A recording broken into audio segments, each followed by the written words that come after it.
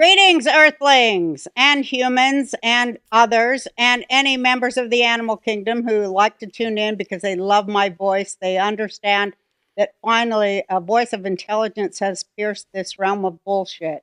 Welcome to the Roseanne Barr Podcast. Oh, you see, my patience is growing thin. I've got a big banger show today. We're going to tell you stuff that you may not know, that you might have missed, that you may be ignoring, and it's time to wake up, and I'm glad I have a genius of a guest, Derek Johnson. Hi, Derek. Good to see you. Good to see you, too. I see you changed out of your baseball cap into your cowboy hat. That's good for Texas. It's great for Texas, but it's great for America, too. It sure is. So...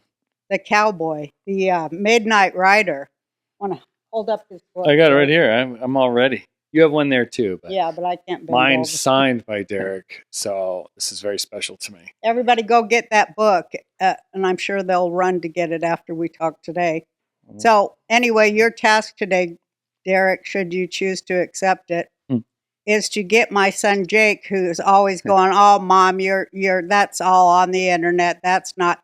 Because when I say Trump is still commander-in-chief, this guy freaks out. But I told him, you have no right to an opinion since you weighed 10 pounds at birth. Yeah, it's so you just fun. Be quiet. It's a fun show, but I just want to say it's the reason I have a problem with it is she was like on PBD's podcast, Patrick Bet-David, huge podcast.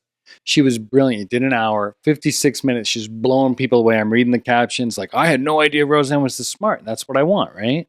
And then sure enough, with like 3.5 minutes left, she's like, well, Trump's still in charge, and they were the whole crowd. And then my phone blew up, and I was like, "Here we go." And I just think it takes away from all the other stuff. You're right; you have a right to your own opinion. But it doesn't. It shows that we're out in front because people haven't put it into focus yet, and you are excellent at putting it into focus. I've watched all your videos, every single thing you've done, and your mind is an incredible machine. Can you explain who he is for people who don't know? And then Derek Johnson, go on. BitChute, Rumble, he's all over the place, and he's been explaining what's going on under devolution.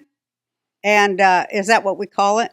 Well, it's a lot of terms there. Devolution is just one tiny little piece of it. There's reconstitution, but it's really a military occupation and a continuity of operations running simultaneously. And it's what does that mean exactly, Derek? Well, so there's two things that I tell people all the time. Our whole life, and I've already admitted how old I am to the public now. I kept it secret in country music for a long time because it's a big deal. Like to try to get a record deal, things like that. You couldn't be certain ages as a male, so I kept my age secret as much as I could. So I tell people I'm 41 years old, and that's not one of those I'm a man kind of things, like you've seen some coaches out there do. But I'm like, look. I'm 41, and in my whole lifetime, I've heard people say that that's Congress's job, and it'll just work itself out, and that's what Congress gets paid to do, and I'm like, well, but if we want something that works for all of us, then what's that look like? Well, I'm a live and let live guy. I've always been that way. And unless you know me, you wouldn't know that. But a lot of people that know me know I'm a live and let live guy. And there's a lot of terms that have been misconstrued, butchered, twisted. They don't mean what they're supposed to mean. Right. All these different things. But there's two things that's going on right now. You can either stay with the drama and the propaganda and the what we call mainstream news. Mm-hmm. You can either stick with that, which normally gets you riled up, upset, mad, bitter, frustrated, all these things. Mm-hmm. As they want. Or you can come over to the back side of what is actually taking place. Our nation runs on laws and orders. Now, they have to be enforced, there ain't no doubt. Right. They do have to be enforced. But I showed people where there was a line drawn in the sand. And then, so being an Army veteran, I'm not the most decorated Army veteran. I'm not the most anything. I don't ever claim to be. However, I listened to all of my peers and my elders, my family that were military, but also those I served around and served under. And so I show people There was a line drawn in the sand. In every war we've ever had in history, even I don't like to call them good wars, but when there's been like the Alamo, Yeah. Mm-hmm. right? Those men back in that era, if you raised the white flag, you were considered a coward. If you left, you were considered a coward. You were considered a hero by standing in and fighting for what you believed in, even if you died. So there was a line drawn in the sand, and that was by William Barrett Travis. He drew a line in the sand, said, men, if you stand on this side of the line with me, you're going to die right here. However, you're going to die a hero. And then he wrote a letter called Victory or Death, which also really backs up what our founders, someone yelled, what, give me liberty or give me death. Mm-hmm. And I tell people, it's a lot more powerful coming from a wealthy man saying, give me liberty or give me death, than it is a poor man. Yeah. All of our founders were wealthy, successful businessmen, farmers, whatever. They were successful, basically. Yeah. Mm-hmm. When a wealthy man or a successful man says, give me liberty or give me death, and he means it by all definition, a lot more weight. You fast forward the Alamo, the line in the sand, victory or death. Well, that letter was saying, we're going to stand right here, we're going to fight. If we get more ammo, if we don't, we're going to fight. Well, they all died that day. There was a line drawn in the sand. There was a line drawn in the sand in 2016. And what I show people is that if you feel like, wow, this something don't look right, why do they have a guy who sounds, even if Biden was a good guy, okay, I'll play devil's advocate. If he was a good guy, good person, why would you still let him look like that? Why not? A lot of people hear impeachment and they hear invoking the 25th as just always a bad thing, like they're a criminal. It doesn't always mean that. They put that in place just in case someone had a stroke. Was elected. You had a stroke, Yeah. or you something, shit your pants on stage, or that. Yeah. Exactly. Multiple and you're like, times. whoa, you keep doing that. You keep pooping your pants. What's up? Right? But they put it in place for good reasons. So I show people that, look, by our standards of our foundation, what did our founders do? They started a war, taxation without representation. They wrote the Declaration of Independence in the middle of that war. Mm-hmm. Then came the Constitution. Right. So Abraham Lincoln tells people the Constitution is not the most important thing in our history. It's important. It's vital. But the Declaration gives us the rights. And what does the Declaration say? We the people, we're the government. Mm-hmm. And it says any nation that goes against its foundation can be overthrown. Right. Right? Right. Well, that don't mean in violence and things like that. It just says, hey, like if we can talk it out and work it out that way, that's the better option. But they do say it is their right, it is their duty to overthrow any government that goes against its foundation. Right. That's your roots. When people say stuff about the Constitution, I'm like, have you read the Constitution? Because it don't read like most people think it reads. The Constitution just says the Congress is to do this, this, and this. And the House is to do this, this, this, and this. And the President's to do that. It don't say what people think it says. They were thinking of the Declaration. And a lot of them are thinking the Declaration. Or the Bill of Rights. Or the Bill of Rights, Yeah. which became our amendments. Right. Right? And so a lot of people are thinking that. I'm like, the Constitution's really just, this is what the House is supposed to do, the Senate's supposed to do, Congress is supposed to do, the President's supposed to do, the Vice President, and how long they're supposed to do it, and just that. So this is a basic core. So I show people what you're watching was a line drawn in the sand, and it was unexpected, but you can prove everything by laws and orders. And then when people say, I get people out there say, I don't see anything happening. I'm like, well, but because your foundation's not there. Mm-hmm. If you're a Christian, your foundation's supposed to be the Bible. Right. If you're a Mormon, then you have the Book of Mormon. Whatever you are, you got to have a foundation to stand on. And I tell people, even if you're crazy and you look crazy, at least have a foundation of what you stand on. Right. And that's what laws and orders are, that foundation. Legislation's that foundation. When people are arguing about politics, I'm like, do you realize the root of what you're arguing about is actually legislation? Because that's what Congress does. Right. People That's don't know that either. And they don't know that. And I'm like, so you're really just wasting argument time and energy when you could have been doing fishing, hiking, hunting, golfing, reading whatever. Reading a book, doing something else besides that. Even if it wasn't a book of, like my book, Laws and Orders, even if it was To Kill a Mockingbird or something, you're still wasting your time and energy arguing about stuff that you don't realize that you're arguing about the actual premises of what we're talking about. Right. So President Trump, with a military occupation, that is basically martial law. That's what that means, martial law. That means suspension of the Constitution, writ of habeas corpus. That's in the Constitution. I've heard even older men, that's why I stated my age earlier, because I've heard older men want to argue, and I'm like, they'll say, Constitution doesn't say that. I'm like, it most certainly does. Go look it up. It's called the suspension clause. It's when a president cannot enforce the laws, right? Well, then he can do this, but only if that. Well, that would have to be documented. It would be documented, not by the president himself. There'd have been a massive Congress and different people who would have documented this. And it would have been also on both sides. It wouldn't have been a one-party deal. So this was all documented. Now, there's certain things that when people say like this, the president, when he serves his term, he's done. No. There's a presidential emergency action document that extends the power of the president. Now, it's draft classified, meaning you won't know about it, I won't know about it.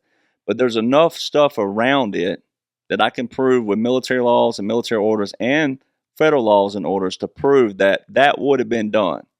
And it only takes a few things. But like I tell people, there's two things that President Trump's doing right now. 99% of America don't know the laws and orders. Right. So he has to keep civil rest. None of this could have ever looked like a dictatorship or a takeover or even a hostile takeover. Right? You can't make it look like a coup. Right. Right? So it had to be done lawfully via how do we operate? Laws and orders. So a continuity of operations is where you have national essential functions for what? The three branches of government. And I use this in all my podcasts, and it's still amazing to me. I don't know if the numbers have changed, but when I started talking and I went viral and I started having a podcast, 68% of America, so 68% of 332 million people cannot name the three branches of government. Just name them. Not surprising. Don't tell what they do. Right. Just name the three. Say executive, legislative, and judicial. 68% cannot do that. So I'm like, well, why are you arguing about things that you don't even know about? Right. And because they saw it on TV. And I'm like, you can't argue about it. And it's not healthy to argue. It's healthy to debate. It's not healthy to argue. You know, Right. I'm all about tough questions because I don't know all the answers because I'm not a part of the operation. I just take what Donald John Trump and the military has put out, and then I go read that on the military portion, and then I show with a TRADOC, a training document from the Army, how the federal pairs with military. And that's where most people lose it too because they don't realize, they think military is a part of the government. It's not. It's a separate entity. Okay, so just to stop you here, because this is really good information.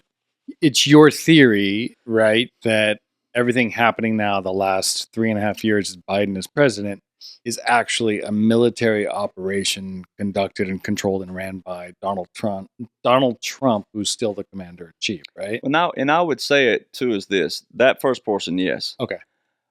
When I say commander-in-chief, I want people to realize that you never, so it's a wartime president, is the actual term. Okay. Well, I want you to start here. Wait. Well, yeah.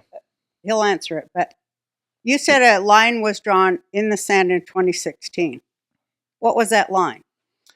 So what's amazing is this really, and that's what that book does. I tell people that book wrote itself because the military and all, I mean, there's been so many people who have even stepped down now, or either they've gotten out of politics. Big resignations everywhere. Right. Whether good or bad, that are part of that book. Like multiple people wrote these laws and orders. Multiple people. President Trump's the face of the operation. Beautifully because of this. He was an outsider. And then he also had a military background as he went to a military academy. And I know some veterans struggle with that, but whatever. He was a school where he was sent off. Yeah. He didn't go home every day sent off. He knows better than the average. Right. He knows better than the average. He's also a brilliant businessman in other manners, and some people are going to argue with that, but and whatever. Builder. But a builder. innovative. He knows a lot of people all over the world. And then the people who argue with that, well, that's just whatever. There's always going to be resistance somewhere. But in 2016, in April 2016, there's a blueprint. I tell people, now you can always pull some stuff in history, yes, and you do, because there's a lot of laws and orders they're using from history. But there's a blueprint that was put in place, basically, and I've put all those pieces together and summarized. But April 2016, Special Operations Command put out a publication. And inside that publication, it's got a diagram in there. And I tell people, I joke about the old pyramid schemes. You know, I used to have buddies that were getting pyramid schemes in college, and they get you the first time. Yeah. Because they say, I got an opportunity. Well, that was real broad. And then the first time you hear it, it's, but this pyramid, if it was a pyramid scheme, it's the most beautiful pyramid scheme you could ever look at. And it's a diagram, looks like a pyramid. On the sides of it says revolutionary causes. About 3/4 of it from the top to the bottom, you got to start from the bottom and work your way up, but it has a line, and it's got a description on every line of how do you start going into a mass population, basically, if you will. And I'm going to stick to my word that I use, and I know that some people don't like it, but I'm going to stick to it because it's a motivational word. I mean it motivationally. But a lot of Americans are lazy. And rightfully so in a good way sometimes, because we're spoiled. Yeah. We're supposed to be spoiled. We're the greatest nation in the world. We're supposed to be spoiled because of what? See, my family traces back to the Revolutionary War. Like, I have my lineage. I'm a son of the Confederacy, and I'm a son of the Revolutionary War on one side of my family. And every one of my close relatives, my dad, my uncle, great uncles, my great grandfather, all of us, war veterans. All right. Now, that's not something you want to brag about, but I'm just saying because it's there, it's there. All right. But when you look at that diagram, how do you get into people? How do you get them thinking? And how do you get the lazy and that people to care again about things that matter, not things that don't matter? All right. This diagram shows that, and it goes all the way up, and that says clandestine. It's got a little line right near the top says clandestine, and that's that bottom portion of the 3/4. And then the top portion is overt, and that portion says large-scale military operations. Well, that's what you're seeing right now. But see, this was put in way back here in April 2016. In May 2016, now keep in mind who was not president at this time. It wasn't Donald John Trump. Mm-hmm. Now, I tell people, why would the Supreme Court of all people, and then that was Ginsburg and different, a lot of these people have passed on or retired, but this was the old Supreme Court, as we call it. It was traditionally more liberal at that time period, if we will. And this is important for people to see that what everybody's been watching our whole lives, we lived our life every 4 years, every 4 years, every 4 years. A president got in the first 2 years and he'd destroy everything that was back here. And then the next 2 years, it didn't matter, Republican and Democrat, they did that. Yeah. That's not checks and balances. Mm-mm. That's not what a president's supposed to do. That's not what the government's supposed to do. Mm-mm. That's why so many people have been duped. It's been a corporation, and we'll get in that in a minute. But at May 2016, what's the Supreme Court doing? Clarifying. They clarified this, that military courts, laws, orders, if you will, but military courts are separate from federal courts. That separate military law and military orders on paper. They're clarifying this. That was May 2016. It's called the Military Justice Act of 2016. Was it in response to something, or they just did it out of the blue? Or it looks like it was out of the blue. Okay. So there's that April 2016 Special Operations Command publication. Then that Military Justice Act.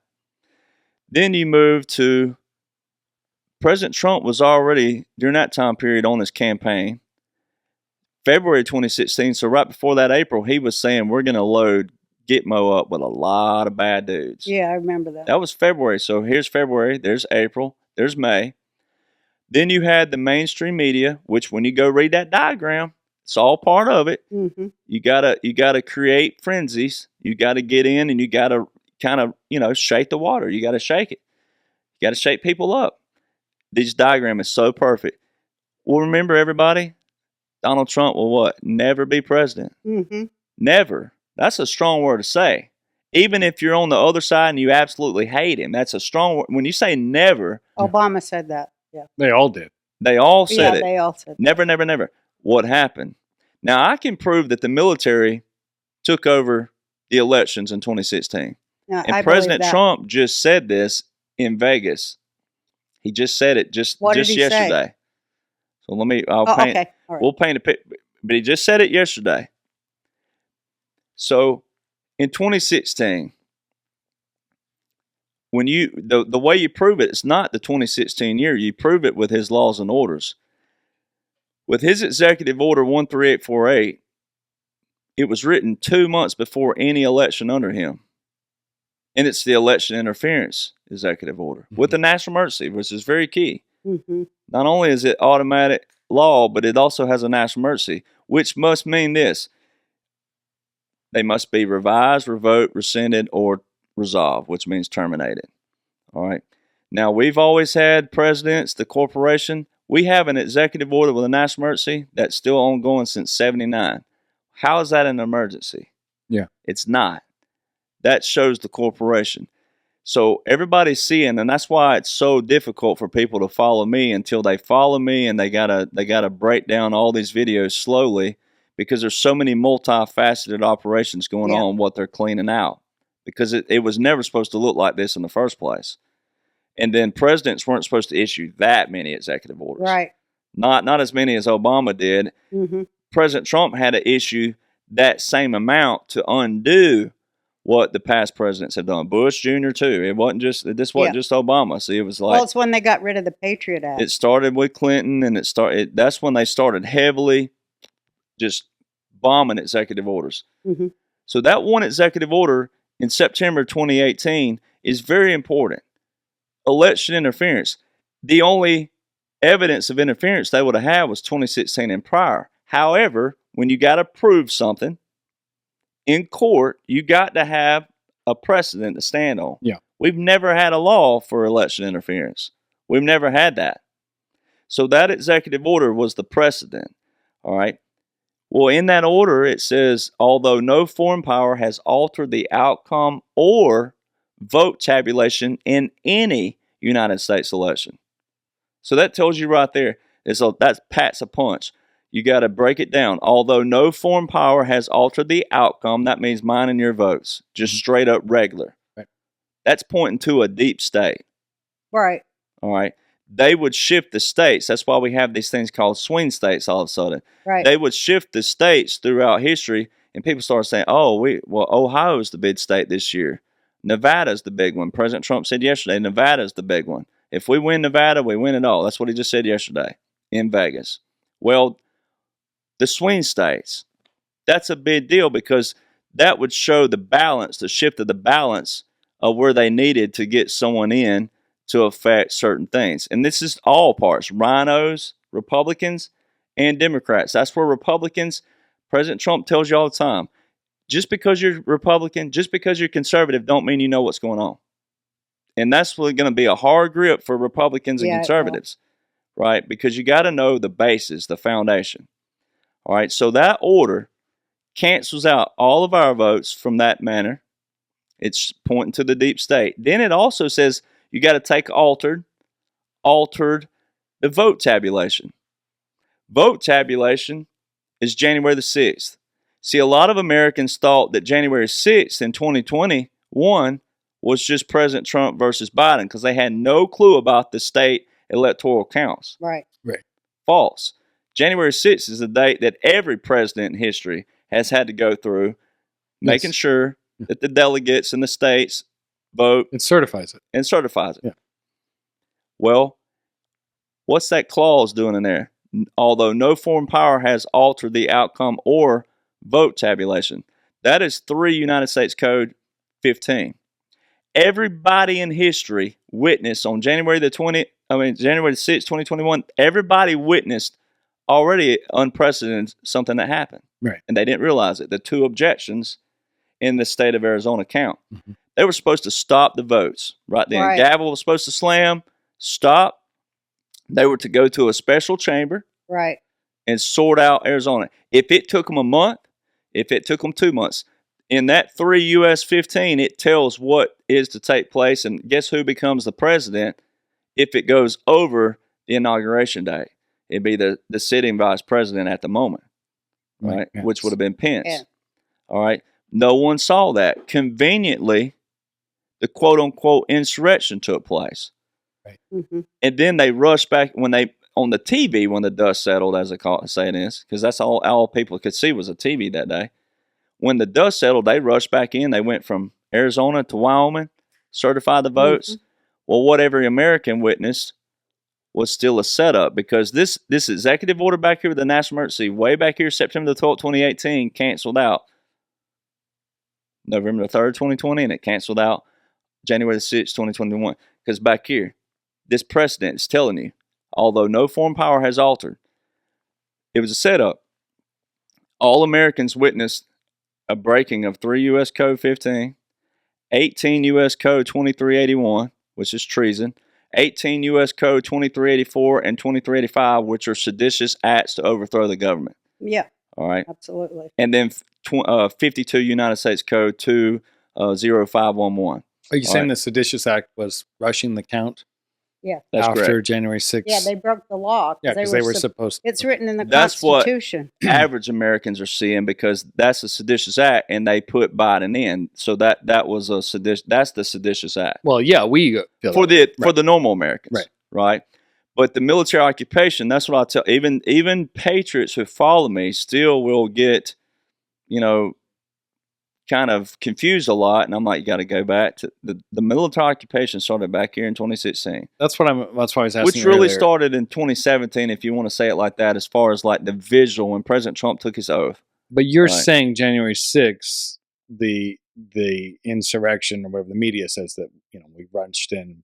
Was Right. that they did follow the Constitution by breaking for the recount. No, I understand that, but are you They saying that rushed the certification. was the military operation January 6th? It's a portion of it. It's all 'Cause of you're this painting is a a bit- portion. This is what I want to know, what picture, and then just let you go, because people Yeah, that are yeah, yeah. listening, we're like 28 minutes in, and I don't really know. Like, what is your theory? Oh Trump, yeah, Trump wanted January 6th to happen. no. Okay. No. That's what I'm asking. No. Okay. The occupation and operation was already back here. Okay. See, when President Trump on January the 20th, that's when the visual really started on 2017. Okay. Right. He said, we're taking the power out of D.C. and giving it back to you, the people. Right. And he had the 2 military guys come behind him. Their headbands were military intelligence and judge advocate generals. Mm-hmm. Who collects evidence in the military? Military intel. Who judges it in court? Judge advocate generals. Okay. All right. So there's so much stuff that's happened, right? The courts martial handbook was changed. The Uniform Code of Military Justice was also updated. First time in history since it started in 1950. There was so much of this stuff happen way down here. All right. But building the foundation for the normal American to see what took place, it always starts back here. You got to But I know want to know why. you got to know what a military occupation is. You got to know what a But I continental want is. to know why in 2016 they found it necessary to set up 2018 election and 2020 election. Why did they do that? Well, because you could go by a lot of conservatives have always known of Dominion systems and cheating, but it's been hearsay. It's been taught. You got to have evidence on paper, lawful evidence, or no one's ever going to believe it, right? On any side of the aisle, you have to have lawful. And one of my attorney friends always says, law has to be respected on both sides. Because if the other person doesn't respect the law, you could even send someone a cease and desist, and if they don't respect that, they'll just wad it up, throw it away. It's true. Until you sue them, and then, but like it has to. But the law is written so neutral as much as possible because it's setting a precedent, and it's also a future reference for other cases. So the law itself is as neutral as possible. It's just a matter, like, that's why you can't really misinterpret it like drastically. You can misconstrue it drastically, Right. and you can butcher it drastically. Yeah, it's but written- something must have been going on Well, where the military said look at- our country look needs... at Lou Dobbs. Look at Lou Dobbs, Mhm. right? He worked for CNN before. He was fired effective immediately. I think like the next day or the next business day, way back in 2008 or 9, when he said on air that the Dominion systems would have implications on future elections, it was effective immediately. Boom. Right. Then he was with Fox the next thing you know. So, yeah, we've always had hearsay taught, and people know on the bat side, but there's never been a law in place where you could walk in a court, it be documented back here, but then you walk in a court, let's say in 2025, and go, well, this is what you saw from 2016 and prior. I'm 45 now. I'm getting older. I just have a newborn. Everything hurts, and I've been taking ibuprofen for pain. And I don't want to get into specifics about members of our family, but I'm very close to someone in our family that's been taking pain meds, and maybe they've developed an unhealthy bond to it, and we know about the opioid crisis. So I guess what I'm getting I think at, every family in America is touched by it. it's the biggest crisis in America, which is saying a lot because the crisis, America's basically one crisis after another. But people are in pain, and the options for us for pain are limited, and a lot of them just lead to worse pain or addiction and shit. So this product, I've seen this on the UFC. This is a real product that's kind of new. I'll let you talk about it more, but what it does is I'll let you explain it, but it's a healthy alternative to pain relief that works. Yes, I'm talking about enlightening, the 100% drug-free way to get full body pain relief without dangerous pills. As you read this, enlightening has become the go-to pain reliever for over 1 million Americans and hundreds of professional athletes. Yeah, and they it works if they're taking it. Yeah. It's so powerful, it was even named the official pain reliever of the UFC, and those guys know a thing or two about managing pain, I imagine. They need it.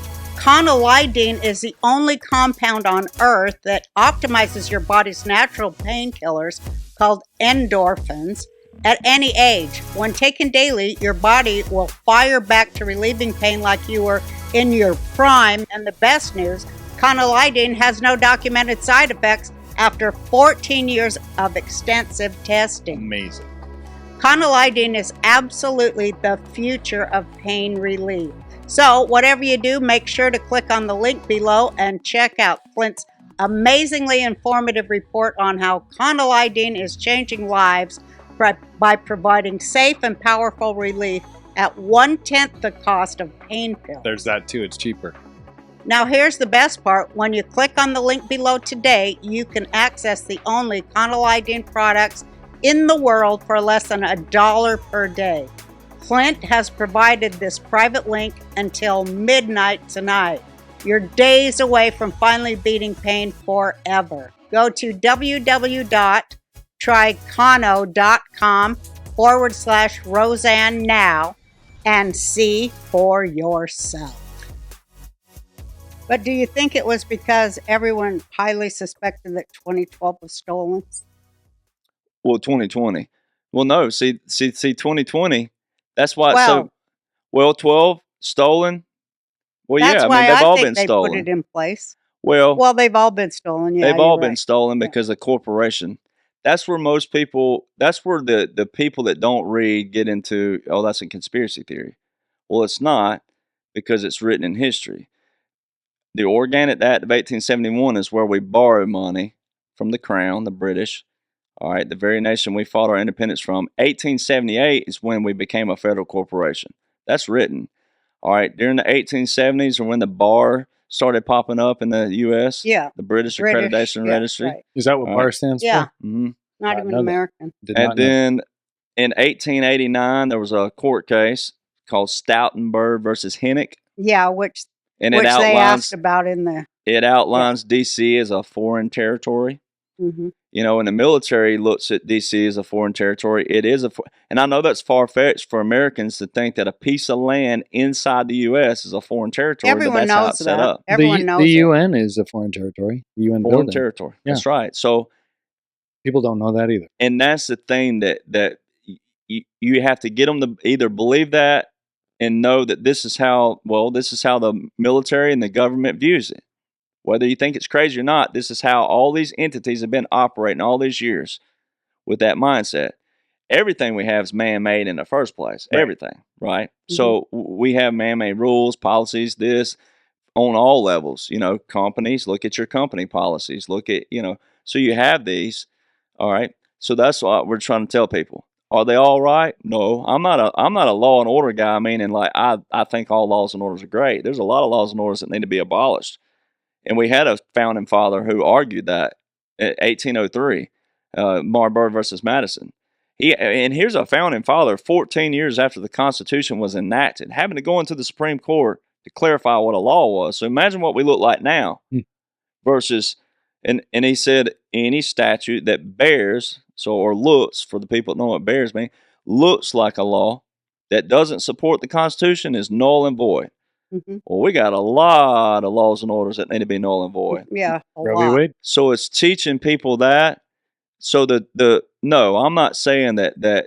See, people get hung up on one. No, incident. but wait a minute. So the corporation that took over at that time is really the Federal Reserve, right? Well, and the Federal Reserve came about under it in 1913. You had the Bretton Woods systems. You have all these different things that happened. Even Congress violated the Constitution in 51 by putting term limits on the president, but why didn't they put it on themselves? So that shows you another step into the corporation. Now, where's the corporation defined? You can actually look this up in our Constitution, the amended part, 28 United States Code, Section 3002. You got to scroll to the very bottom of it. Boom, United States, Federal Corporation. It tells you. All right, so I will say you always cite legit Right. law and orders. I've followed you for a while.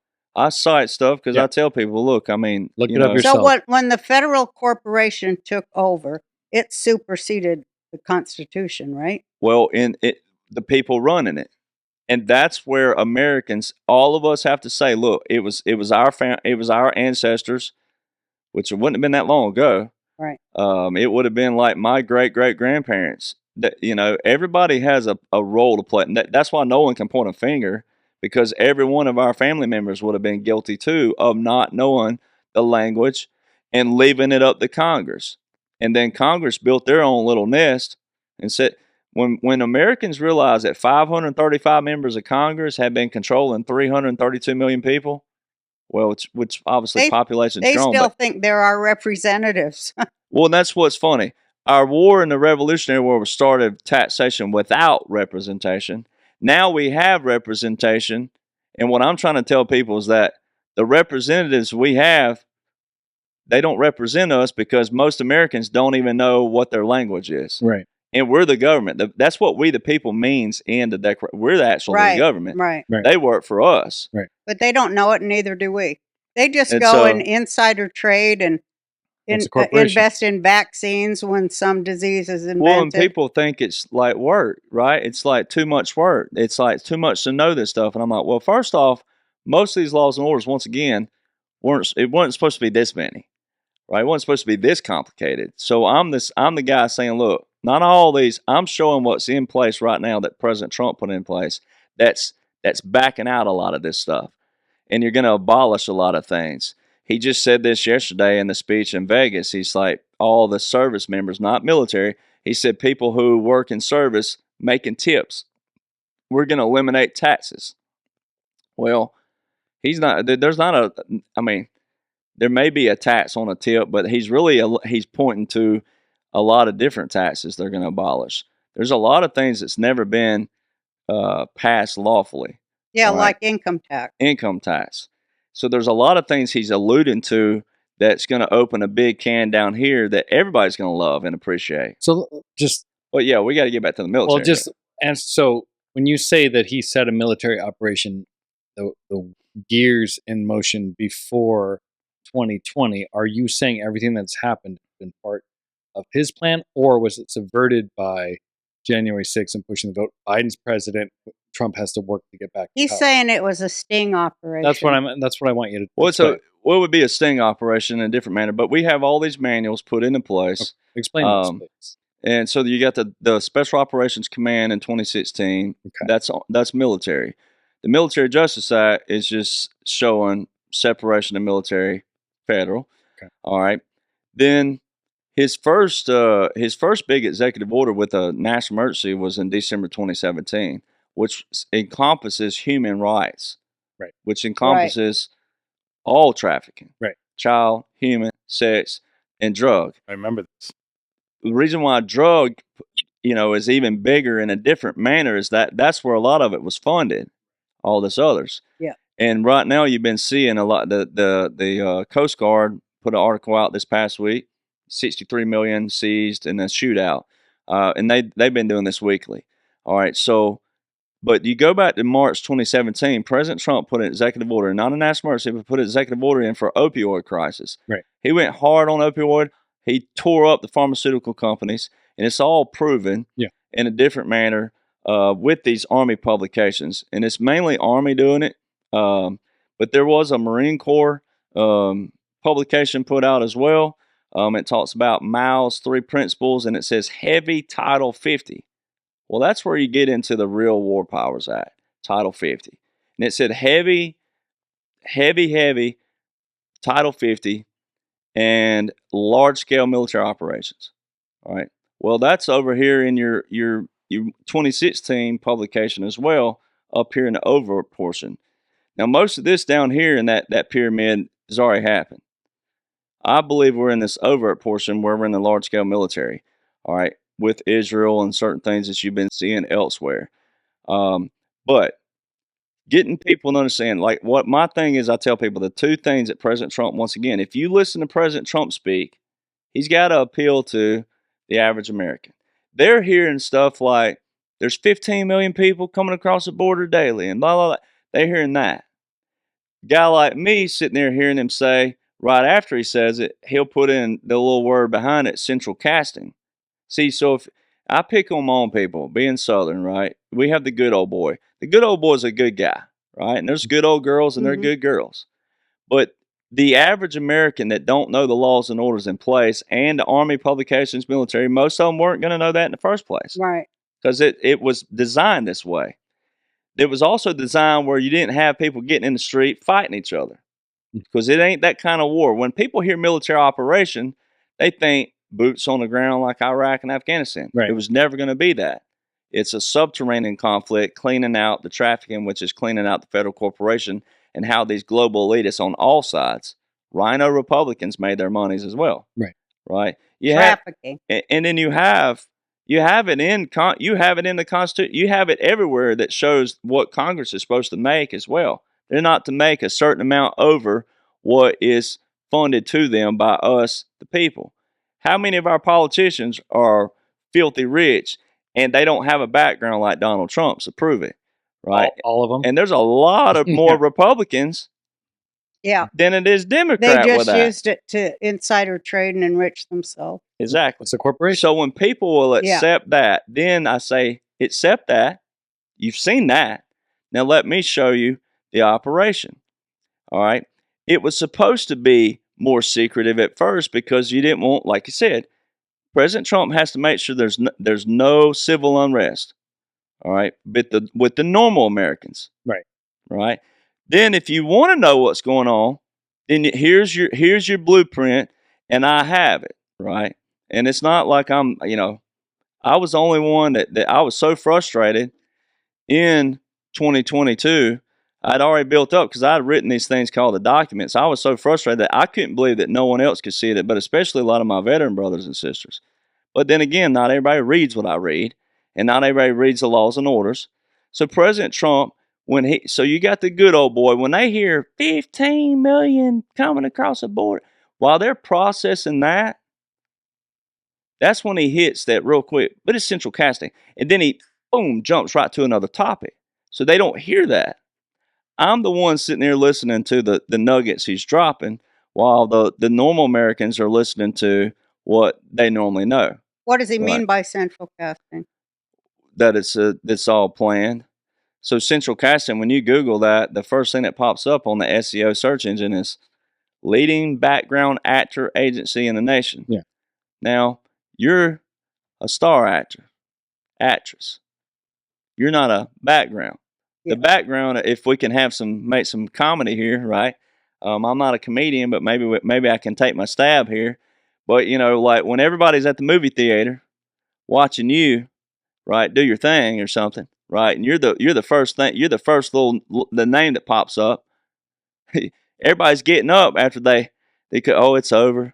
They're walking out. Well, those little background actors are the ones that people are already in their vehicle in the parking lot. That's where they're if they even have a name, right? Or it'll say the stunt doubles and the stunt. All these names down here aren't being seen by anybody, right? So that's what central casting is. They're just people. When you go read some of the stuff on centralcasting.com, it says, come lay in this alley for like 30 minutes and look like you're dead. Yeah. And they don't get a name credit. They don't get any name credit at all, right? So you're saying that people coming across the border are President actors? Trump says that. He says it all the time. So there's not the border invasions. And here's the other thing you got to keep in mind. Yeah. There's a huge difference in a migrant and an immigrant. Right. True. And what the news has been showing everybody, that's been flying right over everybody's head. Every news article shows migrant, which is temporary. Then when you mix President Trump's central casting, so a temporary actor, Tom Homan, probably the most lethal ICE agent in history, right? Whether you like him or not, it doesn't matter, but we'll just paint what he is. He's probably the most lethal. President Trump loves him. I've met him one time. He punched me in the ribs, and he's a tough guy. Like, he's like, yeah. And I'm like, oh, can we yeah another way? That kind of hurt, right? But he's a tough guy. CPAC last year, 2023, President Trump says, Tom, where's Tom Homan at? Tom, where you at? Tom, central casting. Like, most people already, if you know who Tom Homan is, you already know him. But if Tom Homan was thinking, I'm going to get he's about to give me a big shout out. Maybe he'll plug let's say Tom had a book. Maybe he'll plug my book. And then President Trump, central casting, that's all it says. Yeah, I remember that. I remember him saying that. But, people know that migrants are getting free housing in hotels at taxpayers' expense. But they're also being tracked. They all, I know these that. are all, and a lot of them are better dressed than you and I. I know. So a lot of these are actors, and this is all planned. This is what I want to hear. For what? Yes. Pointing at Tom Homan. Well, you got to wake Americans up. When are Americans going to? That's what I tell patriots is this, because I get a lot of resistance on saying that, and that's fine. But here's what what you say. In conservative Republican, once again, that's just a title, unless you know what's going on. Why are we just now? I tell the patriot, why are you just now being all gung ho about America? Why weren't you this way in the past even 10 years, right? 20 years? Why are you just all of a sudden all out a patriot about our border when you should have already been this way? Right. If you're about our border. Right. If you're the polar opposite and you believe that everybody should be here, then that's a different topic and argument.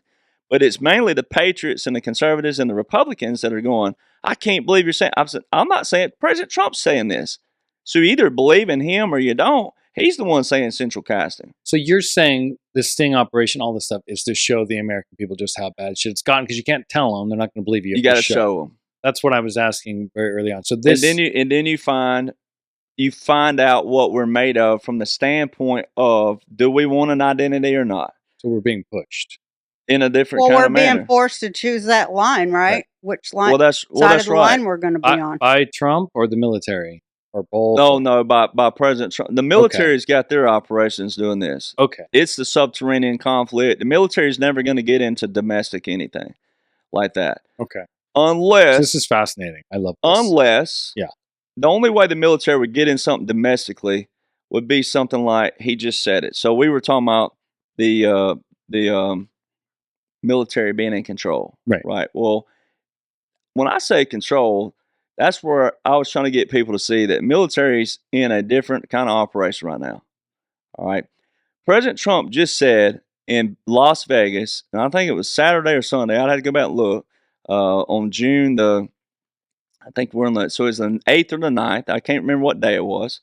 But he said specifically that he was talking about the TV military. He said, not the TV military, not the TV generals.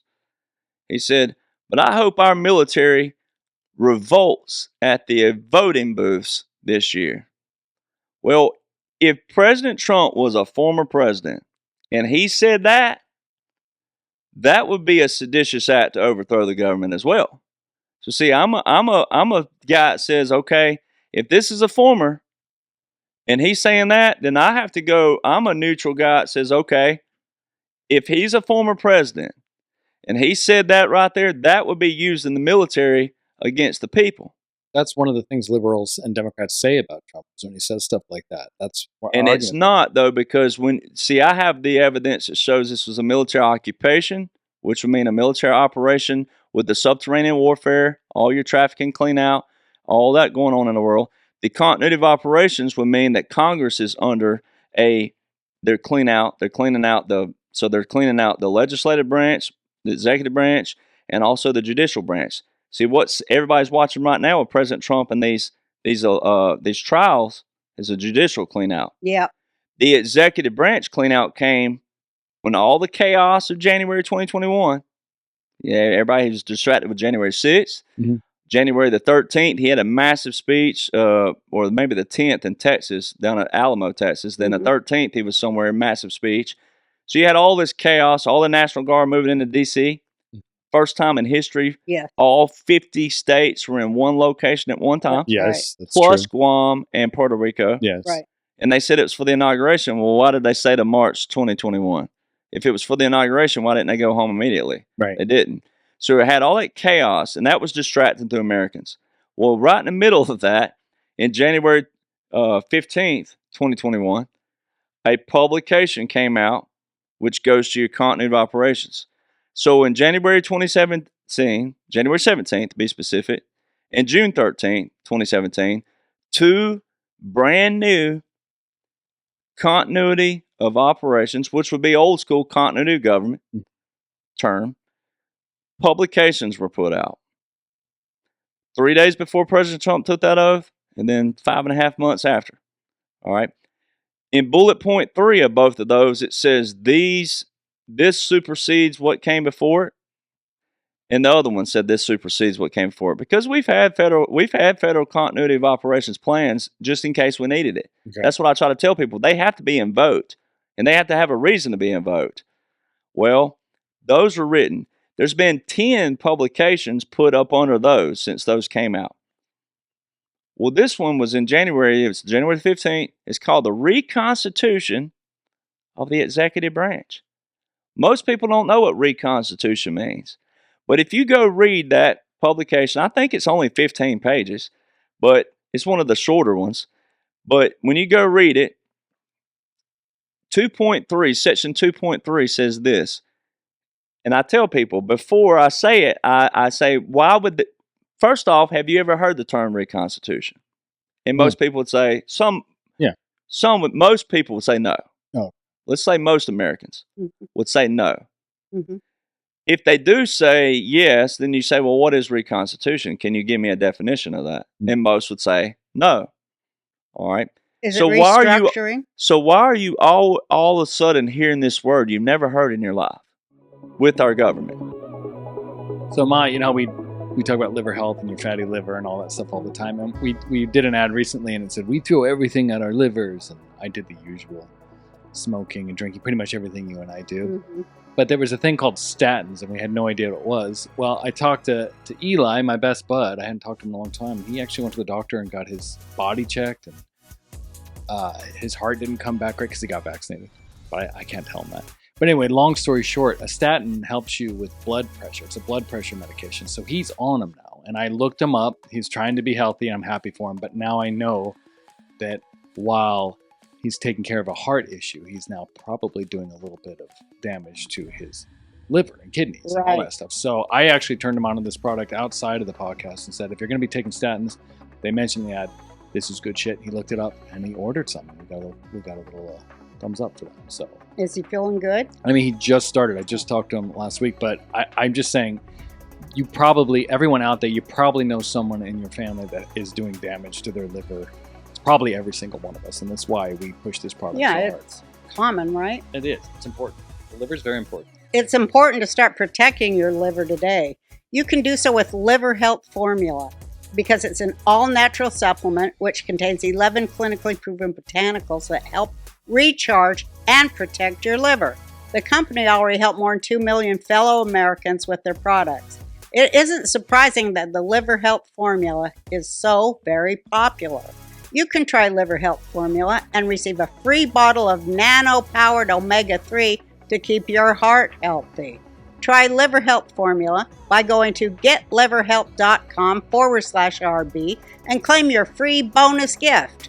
Remember, your liver is responsible for 500 key functions. It's time you give it a boost in its performance. Go to getliverhelp.com/RB. So, Field of Greens, my icy, you actually have it on the set studio. Always. We keep it nearby because it's so easy. You just take a scoop, you put it in water, and you drink it. It's 6. I'll let you explain it, but it's fruits and vegetables, and they're freeze dried, and they're pounded into a dust. Field of Greens has been here since the beginning, and we know that this one. Yeah, is we great. feel really good with it. Yeah, it's good. It isn't a watered down extract. Field of Greens is an organic superfood. Yeah. It's whole fruits and vegetables. Each fruit and vegetable was selected by doctors to support vital body functions like heart, liver, kidneys, your metabolism, and your immune system. And only Field of Greens is backed by a better health promise. At your next checkup, your doctor will notice your improved health or your money back. Don't look back and say, I should have paid attention to nutrition when I was younger. Field of Greens is a key to better health today and when it matters most. I got you 15% off your first order and free rush shipping. Visit fieldofgreens.com and use the promo code RB. That's promo code RB at fieldofgreens.com.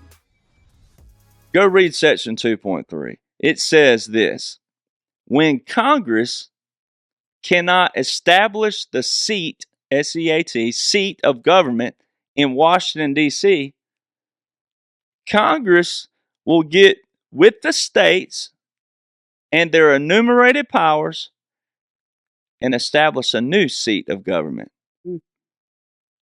Meaning that the capital can be moved. Right. Now, how many people would that freak out in a different manner, just on a regular surface?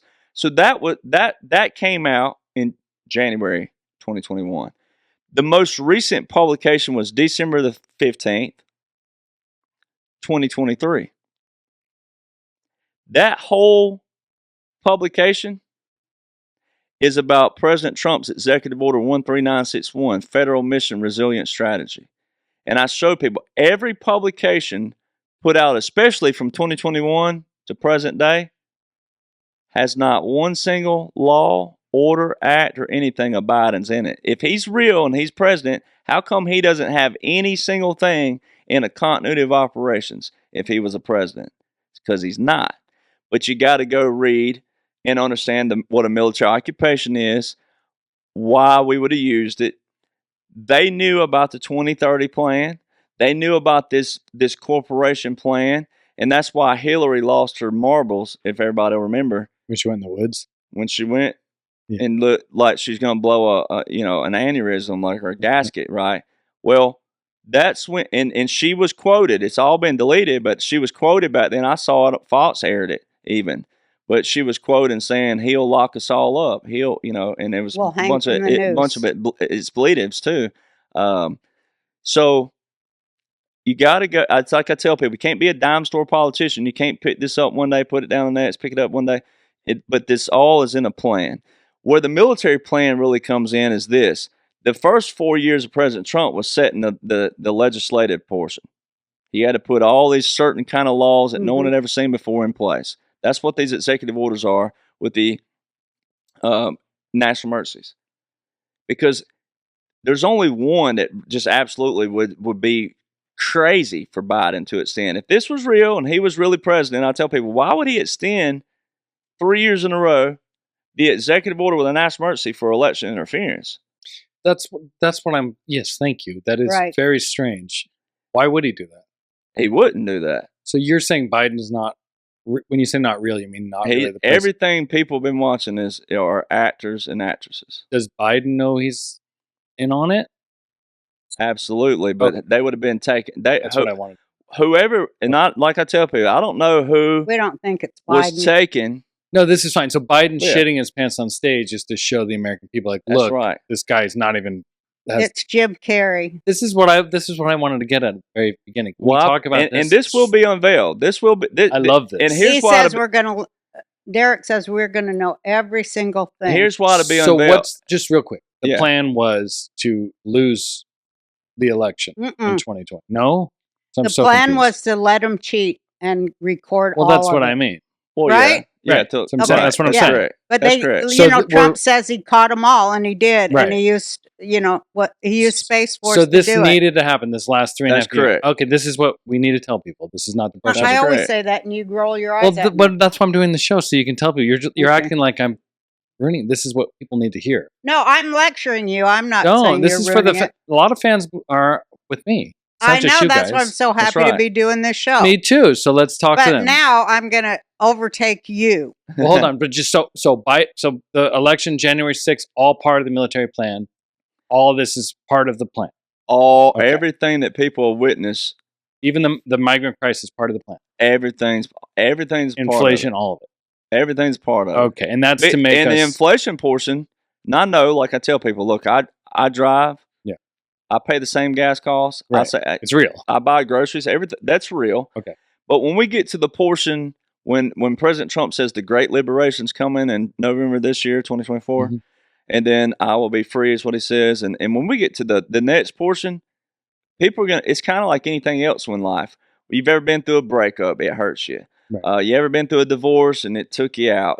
Whatever you've been in your life that Yeah. took you out. Well, when you finally reach that moment where you finally saw the sunshine behind the clouds or Mhm. whatever, Mhm. all of a sudden when And you were you're happy awake. again, you forgot all about you forget the hurt.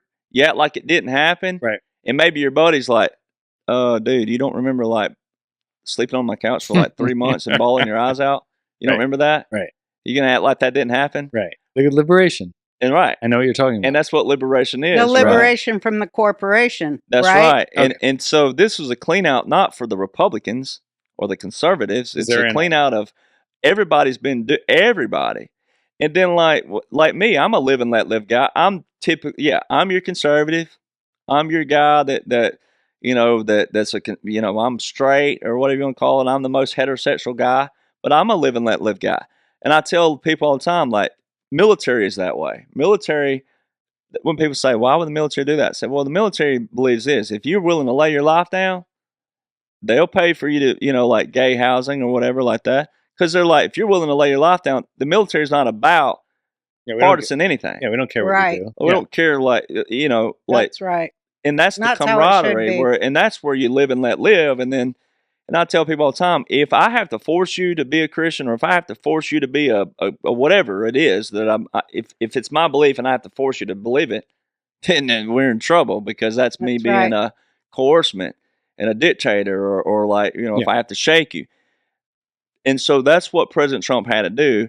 And everybody had to do this. They set the precedent, and then they let you decide. Okay. And that's What I like the most is that it's been the Democrats that set all these new precedents about breaking in a president's house, stealing his stuff, yeah, is that part of the plan? indicting him. Yeah. Oh. Yeah. Well, and Okay. prove that. Let me prove that I really can see quick. this. Okay. It's just, so the Miami court case that everybody saw President Trump go to in Miami, Mhm. right? Well, you already have the Presidential Records Act. And then you have Obama, right in his last few weeks of office, he signed an executive order for the for presidential records, right, to make it one step further into seclusion, right? Well, when President Trump says if they're going to investigate me, they got to investigate every president before me immediately. Well, that's what he's talking about, because all these other presidents put these into law. Congress put it in all. Because he undid all the dirty. He did. He's the only one getting investigated.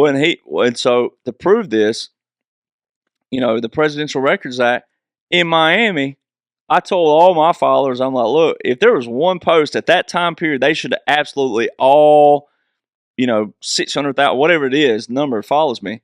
I'm like, every one of you should have shared this.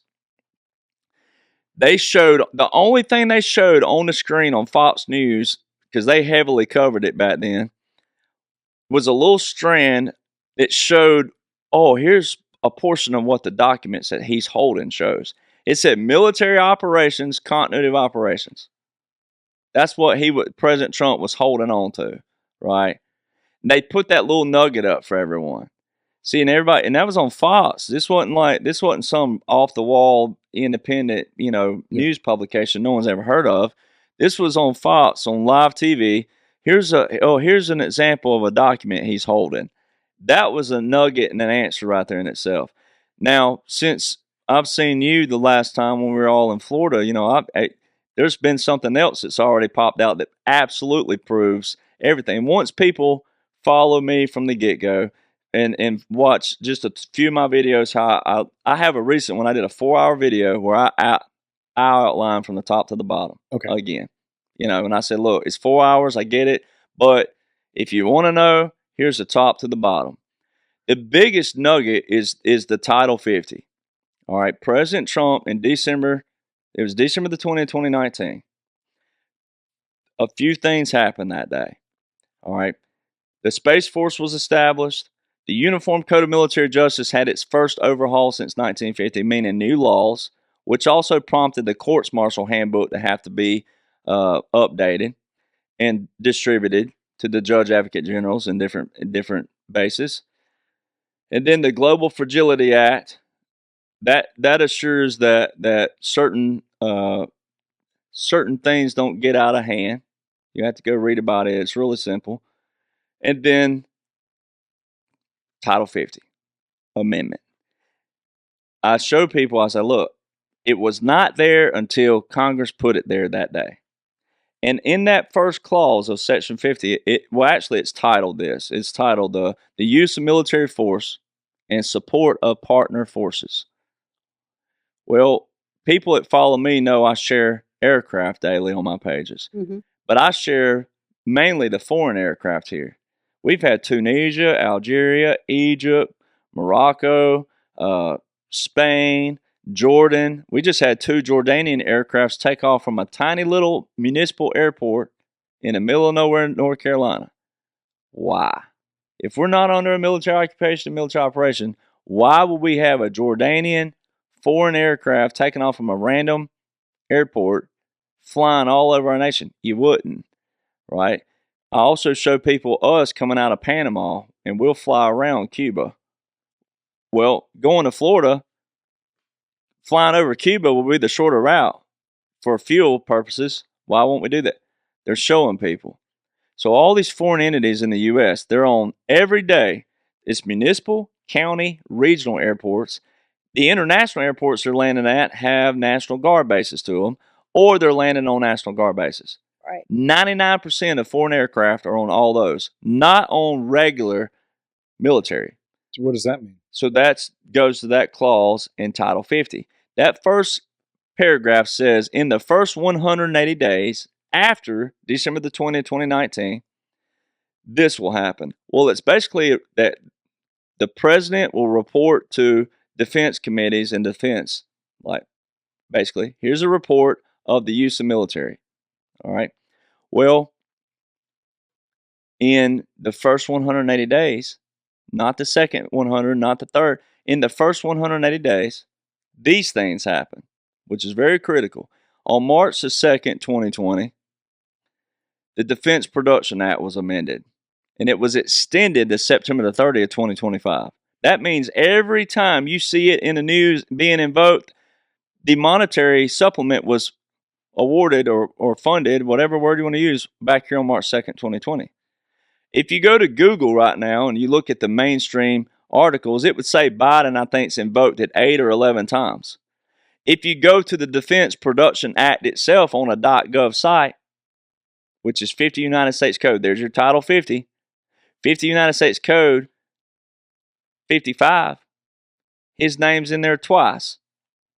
And 2 of those were originated by who? Donald Trump. They're not his. They're not of his. All right.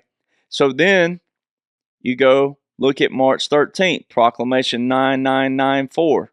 And it was a verbal national emergency. March 27th, 2020, President Trump, this is the key one, President Trump federalized 1 million reserve components to active duty. That has not been revised, revoked, or terminated. But that was a joint order. It was a executive order, which is federal, but it was a direct order from the commander in chief to his troops. That was not a presidential.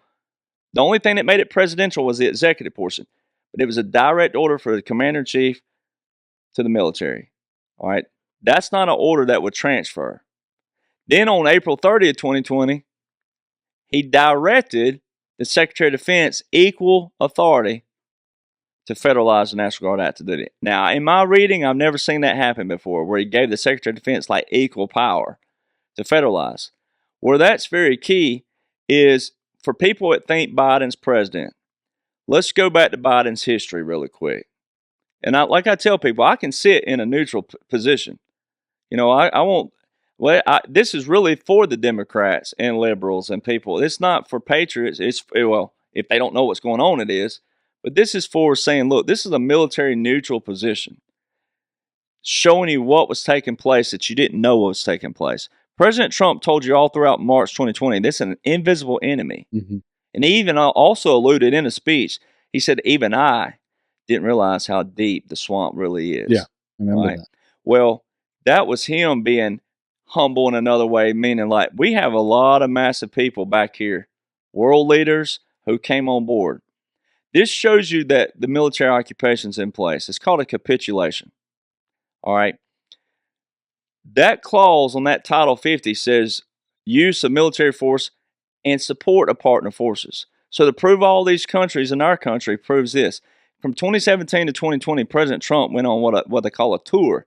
Don't they call that the capitulation? The capitulation tour.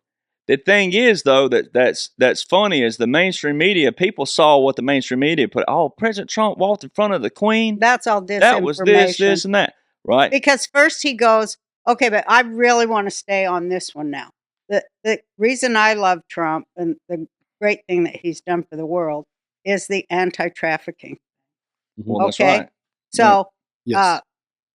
So he goes on the capitulation tour because he has all the evidence. He has everything. He has the evidence of the trafficking tunnels, of subterranean trafficking. Children and women. He would be able to go to those world leaders that they knew that weren't already our allies. First he went to Saudi Arabia. That's right. They took out their government and they gave him the dance of the king, the sword dance. The sword dance. That's capitulation, right? Then he goes to Israel and fights with them because they don't want to come on board, but then they did. Right. Because he shows them, look at the pictures we have of you. We have everything. Because I think that was the Epstein stuff.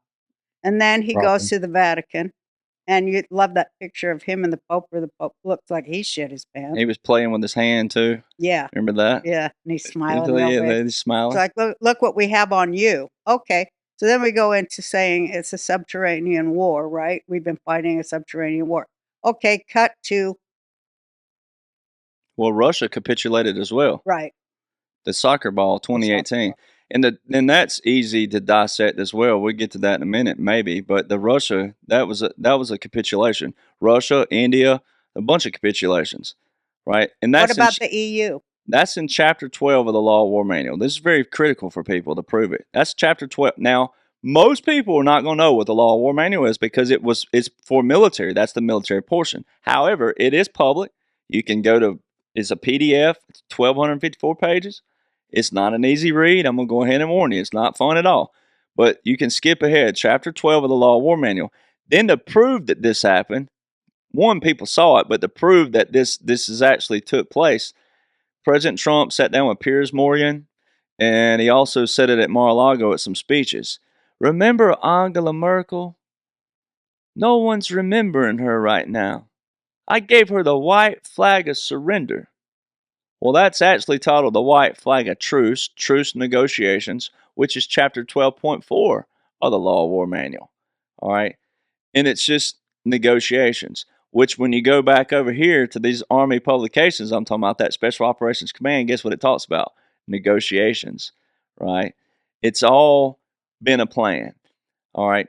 The Russia thing is real simple, too, with Ukraine. All right? 2014. Obama had 4 executive orders, unusual and extraordinary threats in 2014. Also in 2014, they had one of 2 rounds election. All right, got the president in. All right, then they had Biden, Vice President Biden, going to Ukraine 7 times in 7 months on Americans' taxpayer dollars. Right, 7 times 7 months. Then you have Victoria Nuland, who was working for the Obama administration and Biden during that time period. She was just working low level, right? She's the one that secured $1 billion in defense budget for Ukraine. She's also the one that was caught, and it was proven, even though it was audio, it was proven because of all the people that have to listen in on it. She was the one saying F the EU. Mm-hmm. All right. So then you fast forward 2018. Russia and Ukraine were in a treaty together, CIS treaty, all right, a Commonwealth treaty. Ukraine broke that with them in 2018. That's the same year that Putin handed President Trump soccer ball. The ball's in your court. What would you like us to do? It was very important. This is very key. It was very important that President Trump didn't start any foreign wars. Right. He had a $686 billion defense budget and never started a war. He proved that you can fund our military without a war. Ma, Charlize, we've been selling this pretty well, and I gave some to Jenny and some of my friends that are females. They swear by it now. They love it. The Charlize stuff you've been using, you look great. And the important thing I want to say about this, other than it's a great makeup and skincare line or whatever, is that it's toxin free. And the woman that developed this was having trouble in her family with cancer. She looked at the ingredients in makeup and saw all this shit that gets people sick, and she was like, why am I putting this in my body? So she actually developed this stuff from scratch. It's toxin free, it's really good for you, and it works really well too. It's kind of a nice, because sometimes when you do that toxin free, it doesn't work, you know. It's No, like that this hippie shit. works. It works really, really well. Yeah, you've been using it. It's got all these serums. And these serums contain ingredients like suspended oxygen, No idea what that is. apple skin extract, and essential minerals that can help diminish the look of aging, and they're completely toxin free, which is great. So whether you're looking to pamper yourself or searching for the perfect gift, Charlize beauty products are the answer. And here is the best part. For a limited time, you can get 20% off the entire Charlize store when you use the code RB at charlize.beauty/RB. So what are you waiting for? Treat yourself or a loved one to the gift of radiant, calm skin with the Charlize beauty products. Head to charlize.beauty/RB and use the code RB for big savings today. Yeah, and look It's great. good stuff. It really is Yeah, good stuff. right? Yeah, no, I think that's why people are buying it and telling us about it. That's always been. I have sergeants that even, not all of them, I won't name them, but I have one that he's like, we can't make it without war. Donald John Trump proved that you can. He proved everything that all these other wars. That's going to be a sensitive subject for a lot of veterans. I know that, and we've already talked about that on all the Lieutenant Colonel Bosey and Colonel Sellers, all the ones I go on with that are high ranking. It's going to be a sensitive subject because we served our nation. I'm a veteran. We served our nation. But it's all these elites up here that were putting us in these wars for money, right? But weren't they serving the corporation, i.e. oil businesses? That's correct. And that's real. That's right. And everybody, these elites had their hands in it. But where it's very key with President Trump and the capitulation and also tying all that in is, once again, when he tells you white flag of surrender, white flag of truce, and all these different things, that's when you have to get, like we're talking about sources cited, that's when you do have to go. I tell people, go, everything I tell you, go read it. And then you'll see what you saw, but then you saw the media painting this picture, and I'm trying to help you get out of the media and go, here's the best. Like what they did with saying he walked in front of the Queen. Well, that was her capitulation by saying that was her you capitulation. Go first. That's right. And she let him sit in what's his name's chair. And that was Churchill's massive chair. because that was the capitulation, meaning like that was destroying of the crown and a monarchy and that whole system.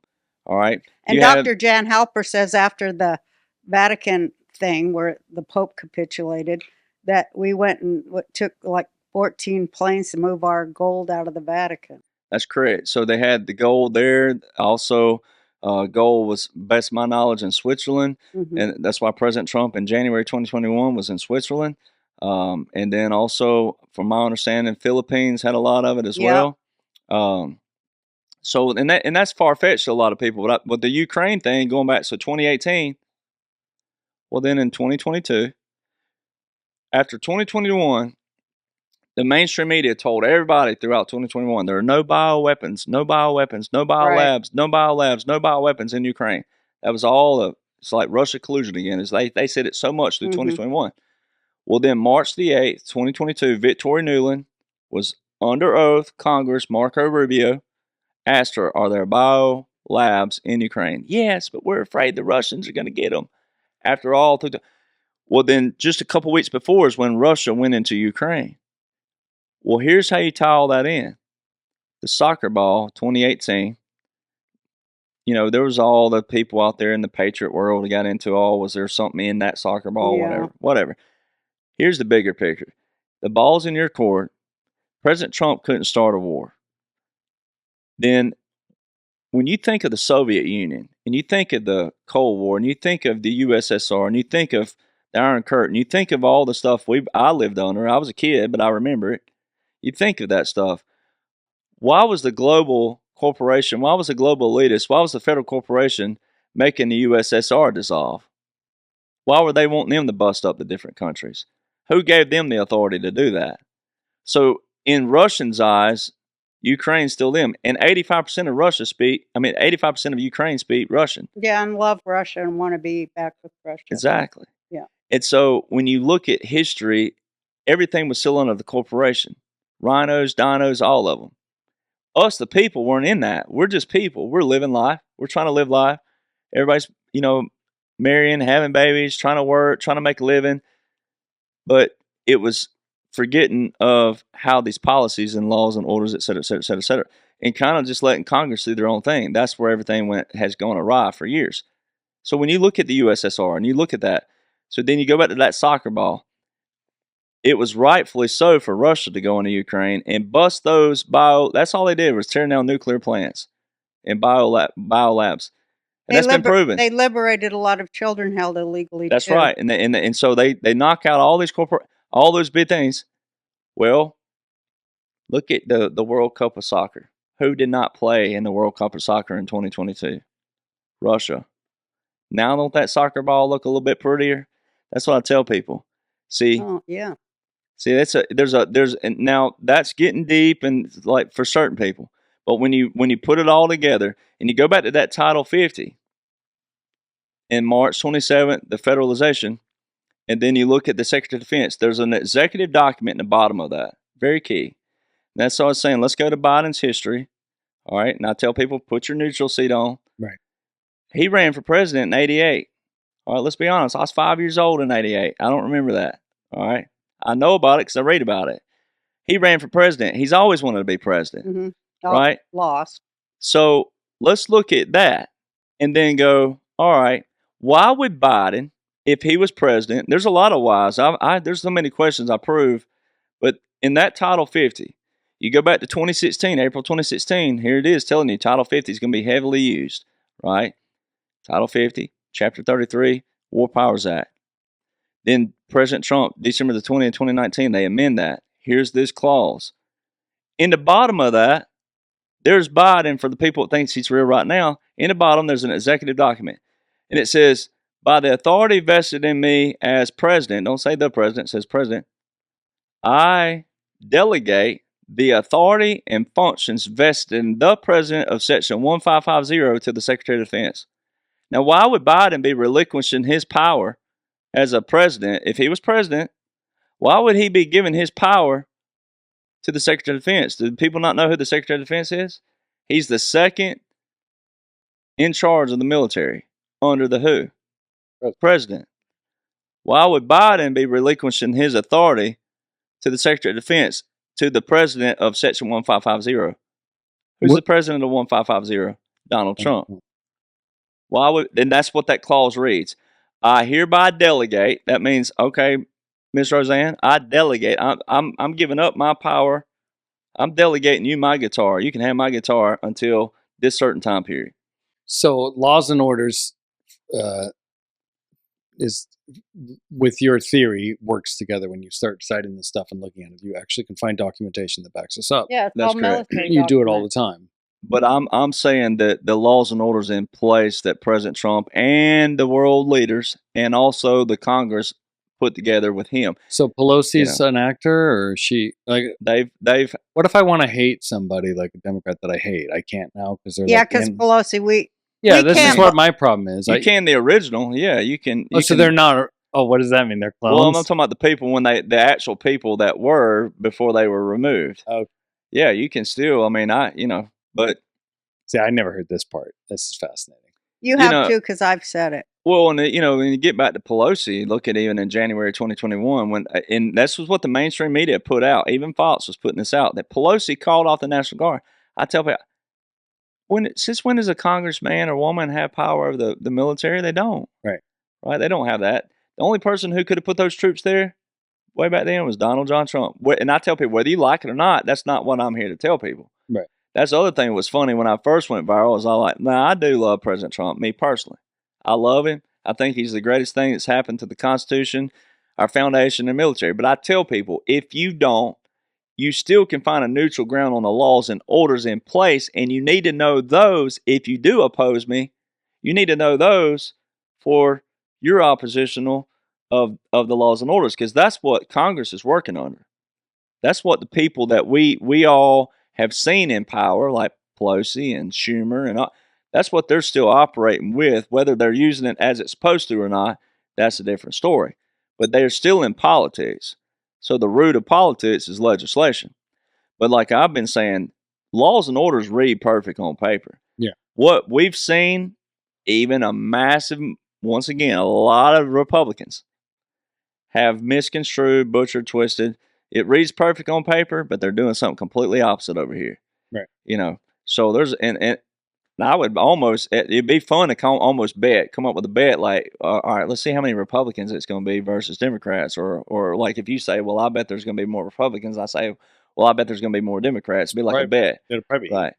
But so what's the next phase of the plan? Well, the next phase is where I wanted to go. We talked about. Well, we were talking about the judicial branch being cleaned out right now. Mm-hmm.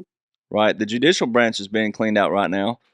And it's all, like we were saying, I make a case. I don't like this word, but I use this word.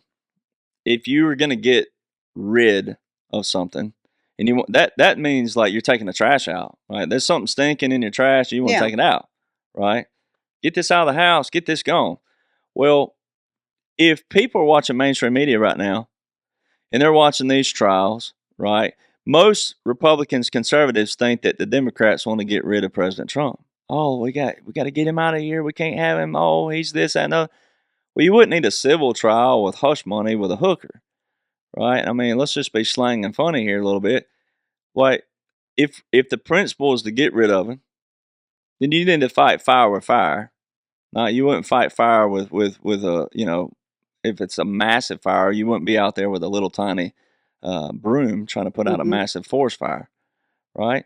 So if you want to get rid of President Trump, this is how I prove everything. If there's someone watching right now that's like thinks I'm absolutely crazy, one, you got to read. Everything I do is .gov.mil sites, all in place current, right? But if you're lost up to this point, and you might not be the person that's going to go read all this, then there's one thing that I can prove right now that absolutely proves military occupation, continuity of operations, and this is, basically a show you're watching. It will be unveiled. History's going to unveil that. But if you're going to go with that theory that I don't believe any of this, well, I can prove it really fast. If it's all about getting rid of President Trump, by the definition of rid, get gone, him out of here, he can never run, he's gone. If it's about that, then if you think a hooker or any kind of trial in civil case would do that, it wouldn't, right? And if it's what a lot of Americans are doing right now is they're like getting riled up. Mm-hmm. The ones that think it's real, that's patriots, they're getting riled up. They're like, oh, I'm just going to vote for him even more. Yeah. Well, I'm trying to tell both sides, well, let me show you this. You've been watching a movie, bylaws and orders, a clean-out process, and let me show you. All right. Once again, the foundation of what the president's role is. I just had this conversation the other day. I asked a person, I said, what's the president's role? Commander-in-chief. I'm like, no, he's the chief executive officer of the executive branch. He is to enforce the laws and to make sure Congress is doing their job. Congress is the one that writes the laws and passes the laws, right? They're the ones that do that. It's the executive branch that makes sure they're enforced. The judicial branch is the one who interprets the laws, right? So, president's role is that. Now, he has veto power. If he don't like something, he can veto it, all right? And if there's something that can't be done, he can executive order or national emergency. The national emergency part is actually declaring war, ironically. If you read the War Powers Act of 1973, a national emergency by the president is actually a declaration of war. I didn't know that. Which, and I've had a lot of resistance on that by older fellas, and I'm like, go read it. It reads exactly how it reads. Well, he does say we're at war. And we are at war. But it's a different kind of war. But if the goal is this, and I tell people, I can prove it. I was telling people, this other day. If the goal is to get rid of President Trump, all right, then you got to know the foundation of what they're operating with, or supposed to be operating with, laws and orders. Well, you want to do it lawfully, and since they're showing you he's in court right now, so I think today is June the 10th, I think that people, if they would invoke the 25th Amendment, they could invoke the 25th Amendment on President Trump right now, if they wanted to. Who's they? If Biden was real, and if the Democrats are real, and I didn't know what I know, they can invoke it right now. So instead of civil court, How could they invoke? So see, instead of civil court, they could jump straight to federal right now and invoke the 25th, because Donald John Trump, in the last 2.5 months, has met with foreign leaders at Mar-a-Lago. All right, he's met with Viktor Orban, who he talks about all the time. He just spoke about him yesterday in Vegas. And I'm not giving the Democrats any power here. See, I've had people say, aren't you giving them a nugget? I'm like, me of all people? Why would I be the one they'd be listening to? No, this proves the operation. It proves the occupation. 18 United States Code, Section 953, the Logan Act. Private correspondence with foreign leaders. That's what they got General Flynn on. That's what they got Flynn on. Only thing the mainstream media has talked about this, and Biden is quoted, I think it was a CNBC article. He's just trying to get a one-up on me. No. If this was real, and Donald Trump was breaking federal law, they would invoke the 25th on him like that. And he's got not just one leader. It's been 4 or 5, and one on the phone.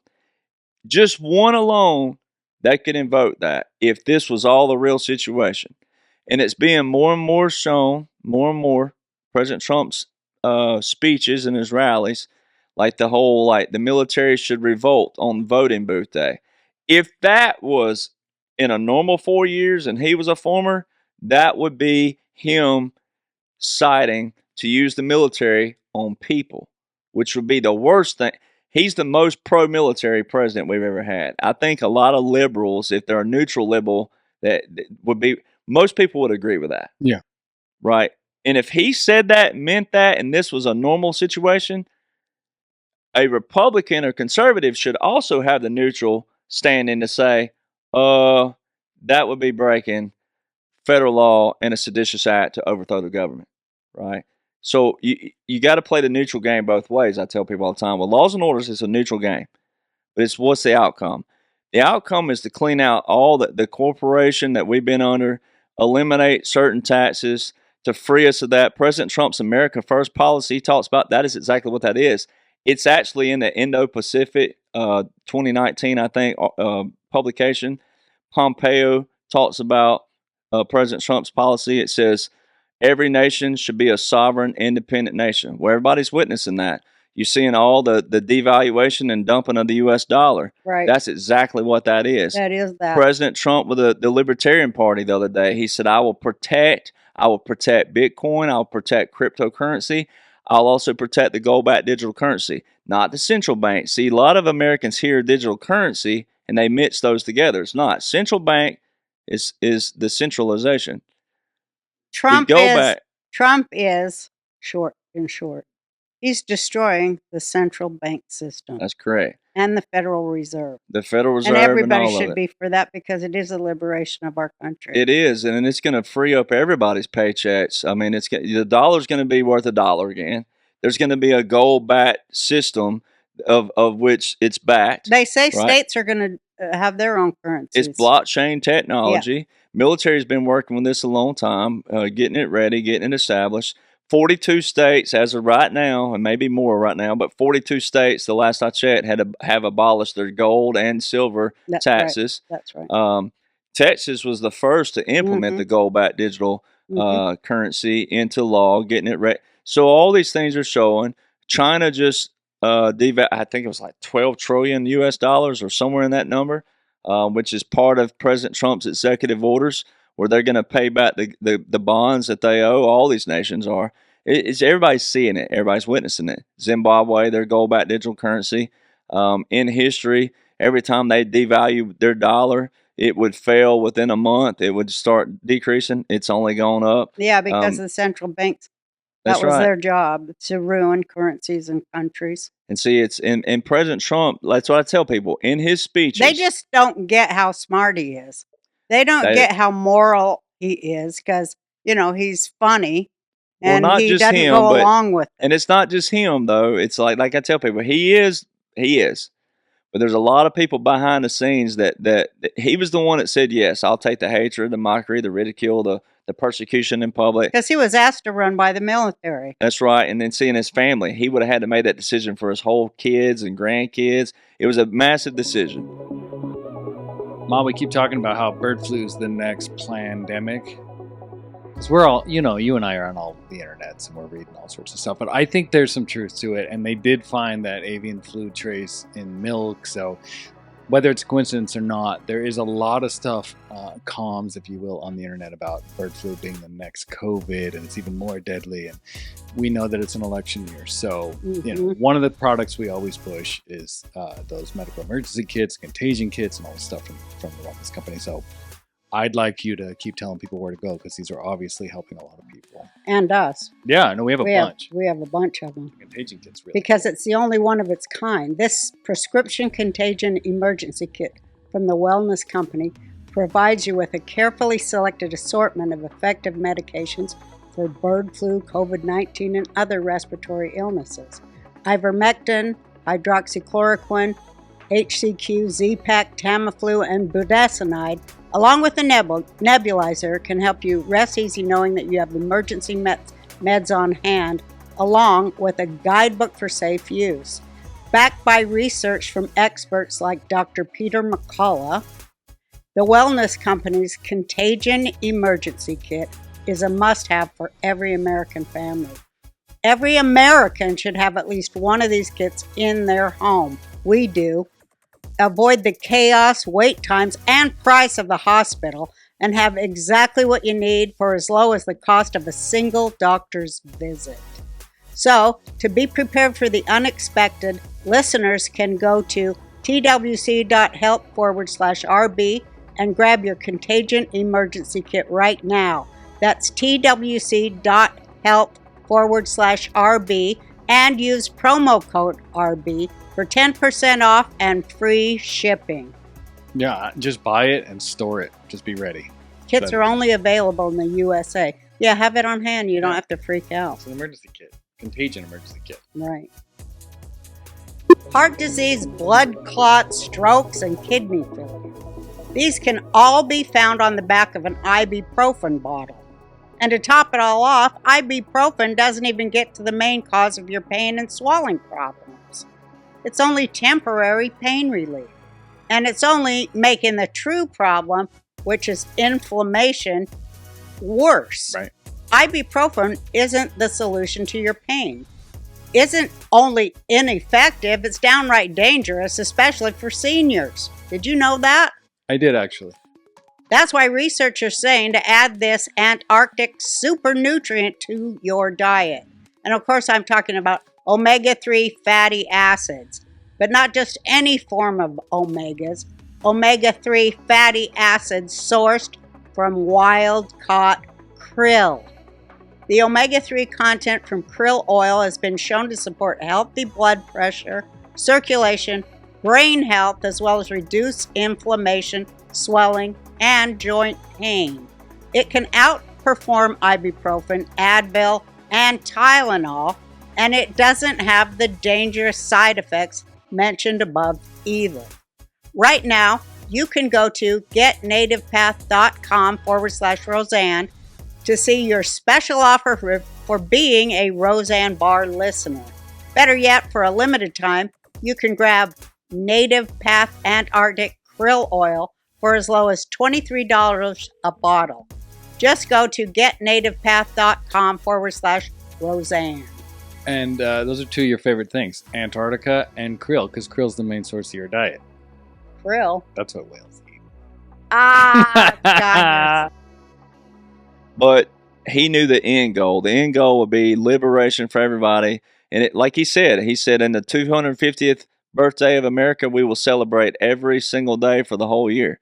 Well, that's saying a lot to get, if you're going to go on the party thing again, and let's just go by a traditional Democrat. Well, I just want to say, I said that when I ran in 2012 that I was going to get rid of the Federal Reserve and That's we'd true. have a big national party, free eats for the kids. Absolutely. And see, that was the biggest thing. And that's what brings us together. That's going to be the biggest thing. Children. That's right. Right. Because when people, I used this the other day on the show. I said, you remember, I said, most of you I'm looking at, because it was a panel, you could see the people. I said, no, I'm not picking on you, but a lot of you I can tell are in your 60s, 70s and up. And I'm like, you remember the little milk carton with the face on it?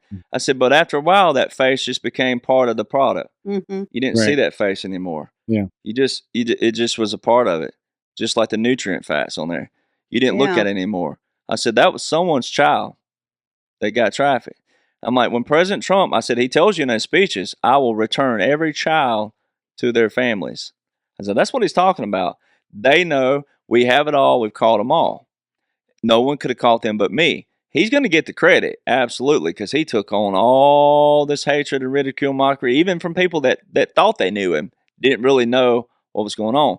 They had to do it this way, though, in the first place, because if you're going to start a war this big, especially that on the corporation, then it needed to be as not known as possible. So when people ask me, what am I saying? Well, aren't you saying something that's secretive? Well, no, because it's all in public publications. Now, I've put it together in a package, but he's already validated me in multiple times in person, pictures, but also, in speeches. You hear him say at the NFR, let's see, what was it? NRA. He was saying, just the other day, he was like, he said, what are we going to be, a second or third term in January? And the guy goes, third. And he goes, yeah, that's right, FDR. Well, I'm the only one on my podcast out of all the people that talks about the World War II. This is a World War II history repeat. When people talk about shadow government, there's another term. In that 2016 publication, the Special Operation Command, it talks about the shadow government, talks about government in exile. That was all World War II. The capitulation. Those countries back then capitulated. Philippines and a few others. They capitulated to the U.S. during World War II. And then governments in exile were set up. Now, that sounds like old school, what they'll call old fogey terminology. Yeah. But that's what's taking place. Those capitulations, government in exile, and then occupation, clean out. Thank God, though, it didn't look like World War II again. Right? Yeah. And that's what people were so confused with, is that they thought when they hear military occupation and military operation, they think of boots on the ground. Right. No, thank God it wasn't that. And thank God that our President Trump and all these generals and all these world leaders said, let's find a way that we could do it where it's not creating a civil war or a world war. And Well, they let's try to clean out as pacified much the as possible. violent people That's right. by putting Biden in. They took out all these senior levels. And now they're doing that. That's like I said, they've been doing the clean out from the top down. Well, they thought that, Oh, well, I won't even go But into you that. have to, and like I tell people, you have to let it play out a little bit with, like, certain people had to see certain stuff. And I'm like, once you learn the blueprint, once people learn what an occupation actually is and an operations actually is by definition, and then you work your way into the publications, study irregular warfare, unconventional warfare. When you study all that and at least get a base understanding. I know not everybody's going to go study this like I have, but get a base understanding of it. Then you'll see why they had to keep playing along with certain people. Because once again, there's still going to be a massive population that's not reading. They're not seeing all this stuff. Well, they watch But TV. they might revolt quick. Yeah, they might watch revolt. TV news, and they really call for insurrection on television news like CNN and The biggest thing that gets them, though, NBC. is still this. This is what gets, I tell people, this is why the answer is going to come. Military is not something like military customs, military lives is not something to play about. Any life is not anything to play about. But military, on January the 20th, 2021, this is the biggest nugget for people, to show continuity. If you didn't have an inauguration, you'd have your answer. People go, whoa, what's going on? Even though it was 2020 and there were people that were coming out of 2020, it was 2021, and the whole COVID stuff, but still, they had to show something that day. They had to show something. Well, everything they showed for a veteran, that's what made me frustrated back then, was that some of my veteran friends and family were like, oh, and I was like, no, my God, look at everything. There's one thing we'll do in the military. We're all about discipline and structure, discipline, structure, discipline, structure. We march, we march, we march. Salute, salute, salute. You know who to salute. I mean, I was at Fort Sill one time and walking across base, and I kept my head on a swivel. I didn't want to be that person. I don't like confrontation like this. And you learn that there's little minivans that ride around on base. That's for the generals and the colonels, right? And they put these little things, just like you see with the president or any president when they visit. They put the little flag on the front. You see that little flag? Then there's a little portion on the front where people normally put what team they root for on the front plate, or if your state makes you do a double plate, there's a little thing they slide in if it's a general or a colonel. Well, you better keep your head on a swivel if you're enlisted and you're walking around on base and that little van rolls by you and there's a plate on there. You better be saluting. You better stop and salute that van until it's out of sight. If he gives you, he or she renders, you can keep going. But if they don't, you hold it until your peripheral, you can't see that vehicle. Then you're free to go. I've seen it where 2 or 3 privates walking down that sidewalk weren't paying attention. I heard that thing, you squealing the brakes. It ain't the colonel, the general getting out. It's the sergeant major, the command sergeant major getting out and chewing out those soldiers right in their face. I say that to say military customs goes back to, once again, military don't care if you're gay, Buddhist, straight, this, that, well, they don't care, right? It's like you're serving your nation, you're under military laws and orders. Now, we don't care what you are, this is what you're under, all right? Military customs.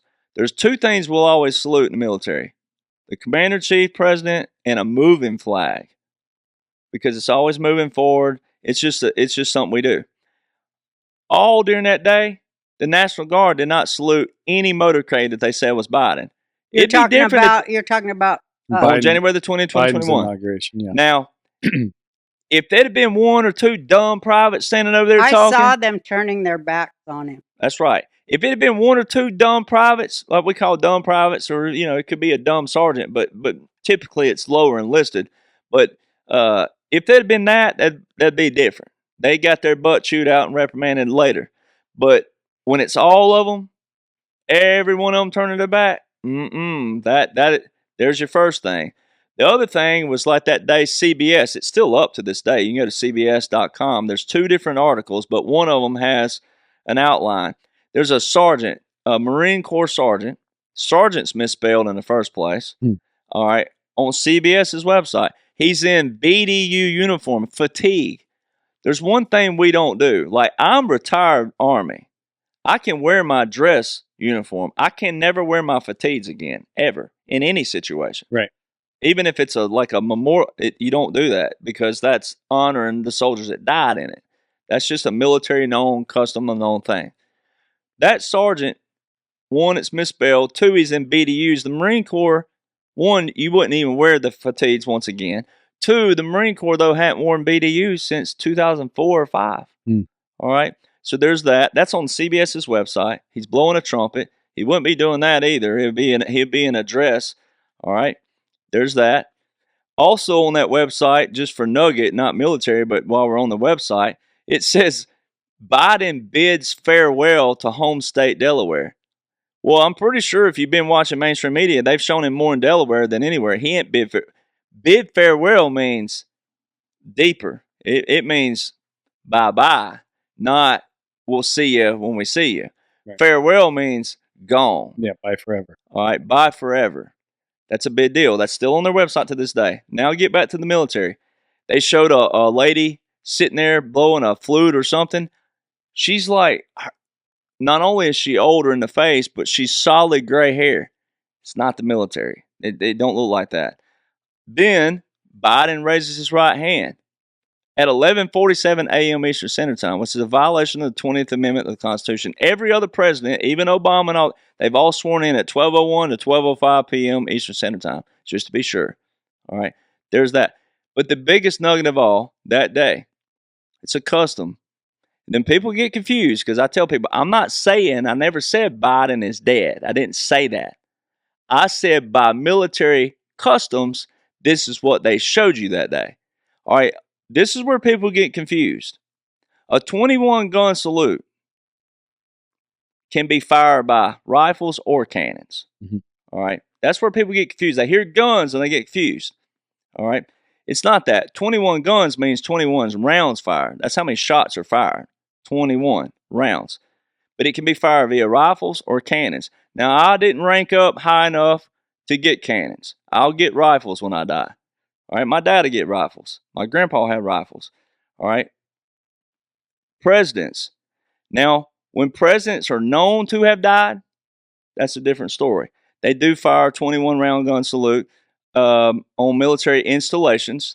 I think it's 1 second intervals, something like that. It's really quick. Boom, boom, boom, boom, boom, gone. All right, for a memorial. All right, but that's when they're known to pass. Look at George Herbert Walker Bush, 2018, November. Here's another thing about that.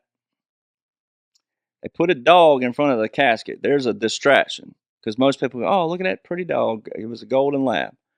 You know, the flag was not tucked. It was put on the casket the wrong way. It was not and it was wrinkled. That's once again, you go to defense.gov and it outlines that. It don't say this. It's just a known thing in the military. It means traitor. All right, because you would that thing would be crisp. It would be tight. It would be tucked. It would be placed the right way. All right, no matter what. There's that. So then fast forward, the 21 gun salute. Where people get confused is the date and location. Date and location. I repeat that over and over on my podcast. Date and location, date and location, date and location. The date is January the 20th, 2021. The location was Arlington. You can go to YouTube, look up every president from President Trump, but I always eliminate him in a different way just because he's the main topic. So let's go Obama back, all the way to Nixon. On YouTube, you can see 4 cannons, 21 guns. They don't show Carter's for some reason on the archives. I don't know why. But you can go to Nixon and work your way forward, and they show the 4 cannons, 21 guns. All right, on every president. All right. Biden. The only cannon shown all day long on January 20, 2021 for Joseph Robinette Biden Jr., as they call him, was at Arlington National Cemetery. 3 cannons. And the soldiers were standing around, looking up and moving around and moving. We don't do that in the first place in formation. Not in dress like that. We don't do that. It would have been a walk-in ceremony in the first place. It would have looked just like it looks. They were looking around, looking at all this, that, and other. All right. They also, what we call in military, can't make tape. It means that the old school, they take a measuring tape and put it around you. It means that you're not fit. They were all overweight. They didn't look like your typical I'm 3rd stealing Infantry that. Regiment. Right. Yeah, All right. we noticed that. And so you wouldn't have them standing around like that. You just don't do that. And you wouldn't be moving. They were looking all around and moving their legs and, like they were cold or something. Probably was cold. But you don't do that. You've been trained to go through that. You don't do that. All right. If you're cold, you suck it up, as the saying is. You learn not to move in the military. All right. So then the 3 cannons. It's arlingtonnationalcemetery.mil is your official site for Arlington. If you wanted to find out if your loved one qualifies to be buried at Arlington, you go to arlingtonnationalcemetery.mil. There's all this 21 gun salute, and it says this. The 21 gun salute is not to be confused with the 3 volley salute heard or seen at Arlington. The 3 volley salute is a military funeral service. Everybody witnessed Joe Biden have a military funeral service on World TV, and it's still there to this day. Now, if you go to, there's a publication from Tampa, I think it is, ironically on YouTube. I think it's Tampa for some reason. And one other says the 21 gun salute by Biden. It's not that. See, that's the language that trips people. They're like, people say, well, why would these news are, I say, because they're under a code too, 47 U.S. Code 606. They're also under a code. That title of that code is War Powers of the President. All right. So he can control TV, internet, radio, broadcast, everything. All right. But that's what made me so frustrated way back when, was that no one would listen to a military personnel. And I wasn't the only one saying it, but I'm the one with the page now, the limelight on it. But still, I wasn't the only one saying it. You can't read what it says. That is Arlington National Cemetery. Here's what arlingtonnationalcemetery.mil tells you. That is not a 21 gun salute. That's a funeral service. So that's what the whole world witnessed. They had to show people something that day. The 4 cannons, 21 guns, were at Joint Base Andrews with Donald John Trump. So Biden's inauguration was under funeral military code, was a funeral service. By military customs, that's correct. For the real Joe Biden, or for America, or just a signal, or you don't? For the show. Okay. So there's nuggets. I'd say what President Trump says. President Trump said, he just said it again yesterday, once again, he said, he doesn't know he's alive. Yeah. He's been shot. And he uses the signal. He'll go, he did it in one. He's like, he's been shot. He's been shot. He doesn't know he's got half a head. Now that's him. Now, I don't know how they're going to unveil all that. I don't know how they're going to show the people. I don't know. I think children is something we all can come together on. That's what I want to talk to you about, because we were talking before, because I wanted to get into this before we, end. But, how to say this the right way. I was talking to you about the war that, Israel and Gaza and Rafah. And, what the press says, what people say. And it is ironic in one way, because they say, they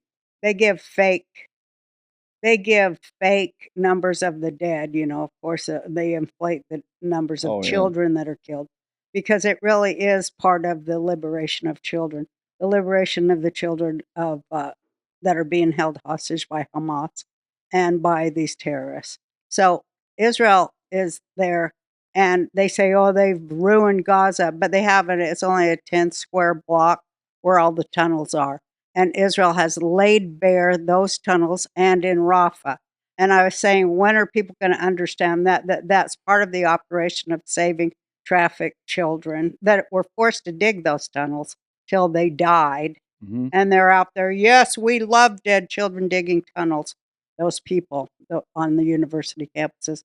But this is part, and you know how it's said on the thing that everybody talks about, saving Israel for last, because that's where, a lot of stuff goes on. A lot of trafficking of kids, drugs, and organs goes through those tunnels, right?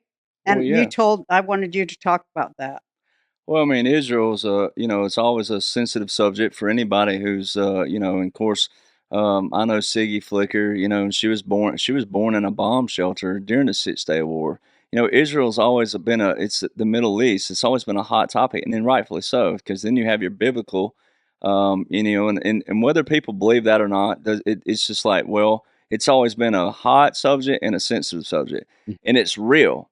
I mean, this stuff does happen. We know that. And I know people who are from the Middle East myself. I mean, and I hear their stories. I've heard their stories. I've heard how they grew up and what it was like. And, and it's for someone that the average everyday American, if they'll truly listen to it and try to put themselves in that position, it wouldn't have been a normal childhood. It wouldn't have been a normal anything. Right. And so, not women the way, and children are trafficked there, and black people are sold as slaves in Gaza. And, that's correct. And all so that. to show people that it's all been part, that's why it's hard for certain people. Like I tell people, it's amazing that how many people do follow me, and it's not about me, but it's amazing because my stuff you have to absolutely, and it's not mine. I mean, I hate to even say that. It's laws and orders put into place by President Trump, the world leaders, for this occupation, for this operation, for this capitulation, for everything. And it's really them. They should get the credit. I just took it like a Cliff Note version. So it's amazing how many people do follow that of me, because I tell people no. it's all in laws and orders and publications, but it started back here, and it works in a chronological blueprint, as we're saying Israel last. Well, when you go look at that April 2016, once again, the large-scale military operation, well, you got to bring in a little history with Israel, right? So President Trump declared Jerusalem the capital of Israel, right, in a year of Jubilee. Yeah. All right, on a Jubilee calendar that's known by a fellow from years ago, like 1300s. So that was very key. Now I tell people there's someone a lot of out Israelis were really pissed off. John Hagee, the left in Israel was so pissed off. There's about a preacher, a Pentecostal type preacher, Southern preacher, but a big preacher from San Antonio, Texas, who's known to talk about this. Who, Hagee? Hagee. Oh, I love Hagee. And he talks about that the Jubilee process from way back here, 1300s, worked its way up, and it's accurate. It's pinpoint accurate, but not on dates. They don't use dates. It's just when it happens, and you're like, whoa, that's 50 years from. It's a process. It's a process. Well, President Trump declared that in that certain timeline of, I think it was Judah ben Samuel or some, and I'm probably pronouncing it wrong, but there's this rabbi from way back, right? And he would have had more of the original scrolls of the Bible. It wouldn't have been like what we have now. And it's been pinpoint accurate. And so I don't get too deep in that, because once again, people get lost with that even. Yeah. But it's accurate. It's there. President Trump did that. I think it was December the 6th, 2017 is when he declared Jerusalem capital of Israel. Huge. Massively huge. All right. Well, then if you go look at it's a 2019 Army publication. This is what I really want you to talk And about. What's cool about it, I tell people, is like, this is publications that were put into place for the officers of certain, like war colleges. This is what they were already teaching them. We've always had tunnel rats in Vietnam and different things, and there was it was like a few guys, and they would strip down. They weren't in gear. They go in these tunnels. Well, then Colonel Sellers, that forwarded the book and wrote a key piece in my book there, Colonel Sellers, Special Forces, talks about how they did train certain subterraneans starting in the 2000s, but nothing real heavy with a real mission and a real strategy to clear out. Just started training. All right, President Trump's the one that put this really into motion, starting 2017. And in Army publications, once again, most people would never know about these things, like military.com and some of the defense magazines that I receive. Most people never know about them, and that's all right, but that's what was part of the point. So June 24, 2018, military.com puts out an article. The Army spending $500 million training our soldiers for our next wars will be in megacities, not inside them, but beneath them. That's subterranean warfare. Then you move to 2019, DARPA put out an article. And I tell all moms out there, dads too probably, but especially mothers, DARPA's requesting immediate access to all universities' tunnels for military use. That's for trafficking. Now, they made it sound different to the public, but when you know what's in laws and orders, and you know that President Trump declared his first executive order with national emergency was for human rights, and it invoked the Global Magnitsky Accountability Act, Right. which is for a Russian, and then all these other things that it invoked. That's why I tell people the laws and orders are very important, because you got to go read that first paragraph of everything that it invokes. And then you got to go read those and see what those are. It's really been a process. It's a process of liberation. Of liberation. For And children. This article from May 2019, from a major up at this war college in Fort Leavenworth up in Kansas up there. This article and the Canadian article, the Canadian Defense Manual aligns. All right. But I'll get back to I'm going to bring this point last, what we're talking about. But 2019, all right, you have in August 2019, a publication came out for Iran, all right, by the military. It talks about denial and deception, and it talks about underground facilities. That's right. All right. And all these people out there and that follow me are in the world where people call you conspiracy theorists for this thing called a deep underground military base. Yeah, right. Well, this military publication are outlining that. All right. Our military. All right. Well, then August 2019, this is so awesome. This was what puts icing on the cake is Washington Examiner, and I believe it's Eric Trump that follows or Donald Trump Jr. follows the Washington Examiner on his True Social. But the Washington Examiner put out an article early August. All right, so that publication for Iran was August 2019. Here's an article coming out on Washington Examiner talking about the sewers and the tunnel wars. Army spending $500 million. All right, then you had Johnson & Johnson in a court case in Oklahoma. They lost the case. All right. And I tell people, I pause there. President Trump has always been consistent on another thing. We're not paying for it anymore. Right. We're not doing this. We're not paying for it. Someone else will. We're not paying for it. All right. Right. He's been consistent with that. Yeah. The wall, 28,000 Mexican soldiers. All right. So someone else going to pay for it. We're not doing it. He hammered NATO. He said all these nations haven't been pulling their weight. We're not doing it anymore. I mean, everything when you look at, we're not paying for it anymore. People going to start pulling their weight. Right? Well, Johnson & Johnson loses a case. In Oklahoma, opioids, it's all about opioids. Who was March 2017, his opioid executive order, all these things, he hammered pharmaceutical companies. He's the one that hammered them. He's the one that with the insulation, insulin, everything. Right? So here's Johnson & Johnson losing a court case. $572 million what they were forced to pay. Go back to this Army, this May 2019, not just a few months before, and the Canadian manual. Look in there. Where's that number?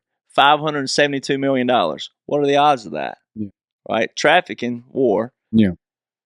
Opioids, pharmaceuticals, money.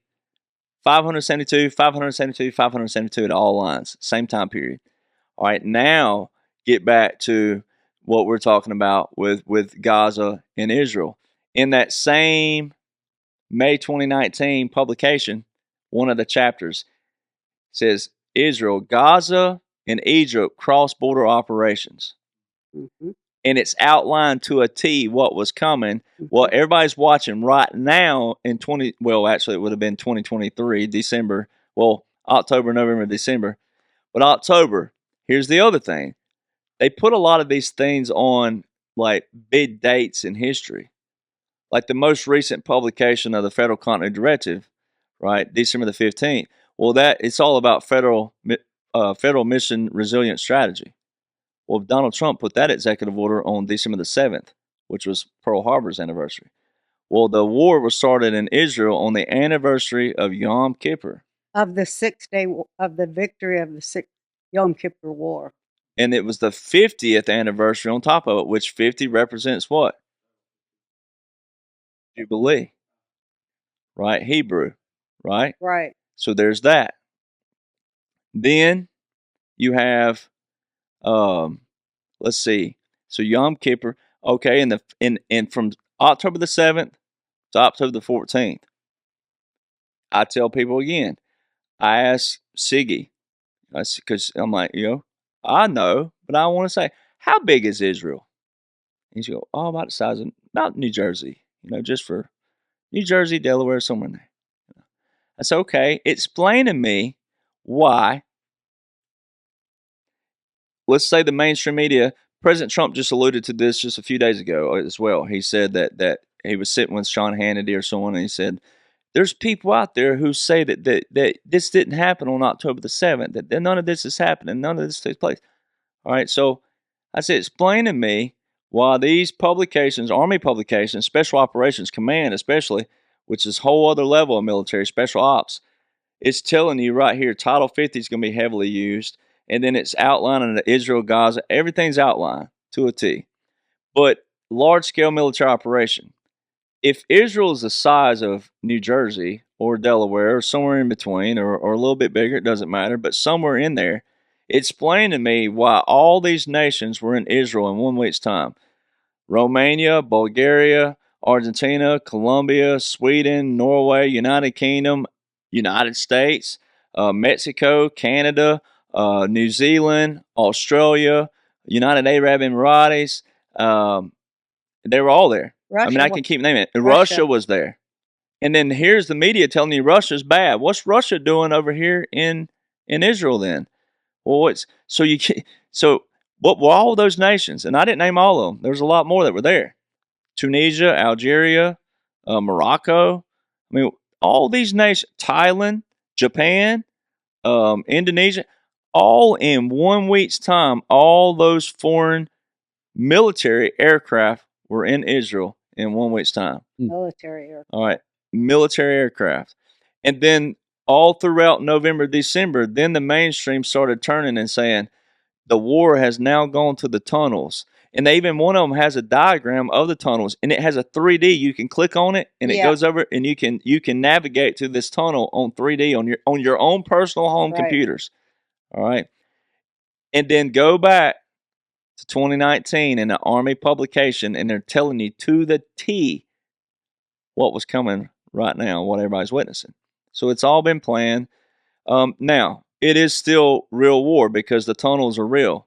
The women and children, it's real. Tunnels in Ukraine, too. And we're going to lose. We've lost soldiers in this, and I've proven this as well. Like a lot of Americans, even a lot of veterans, they don't even know how the military operates, and that's unfortunate. But, once again, sometimes you have to be Big Bad Wolf and then say, here, governors only have control of their National Guard for state emergencies only. If another state wants to go to another state, and if another state needs another state, they have to be federalized. All right, it's the adjutant general and the adjutant and the president. All right, so that people get that misconstrued. All right, for example, Texas, great example. The border. The border is a federal issue. It's not a state issue. There's more borders in Texas, and people forget that. All right, when there's a conflict, what people think is a conflict going on, they get focused on that, and they forget that the borders in New Mexico, Arizona, California, and then you have the Canadian border. People forget about that because they think Canadians are more peaceful for whatever reason than Mexicans or whatever they think. I don't know where they get that, but they got a lot of people. It has nothing to do with that. It has nothing to do with the natives of the nation. It has everything to do with the border and sneaking through it. All right, but Adjutant General, the first time the Adjutant General of Texas makes an appearance with the former president, is with the former president? I don't think so. That was a rank structure back in February 2024. The Adjutant General of Texas standing there with the governor of Texas and Donald Trump. That would have been President Trump breaking his own election interference, because if Biden was real as a neutral sitting, if I didn't know this was an occupation, I didn't know there was an operation, none of these laws and orders existed. All right, as a neutral conservative, I'd have to say, hey, why is he down there? Why is former President Trump at the border making a debacle or a rally out of a crisis?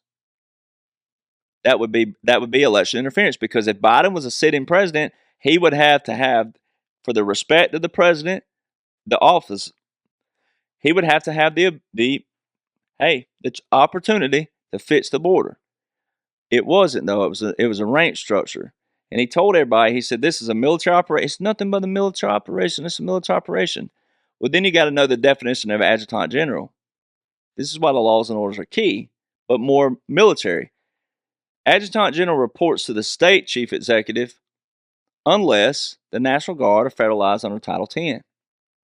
Wow. I tell people, let's do the old school. I used to hate this in school, but I love it now.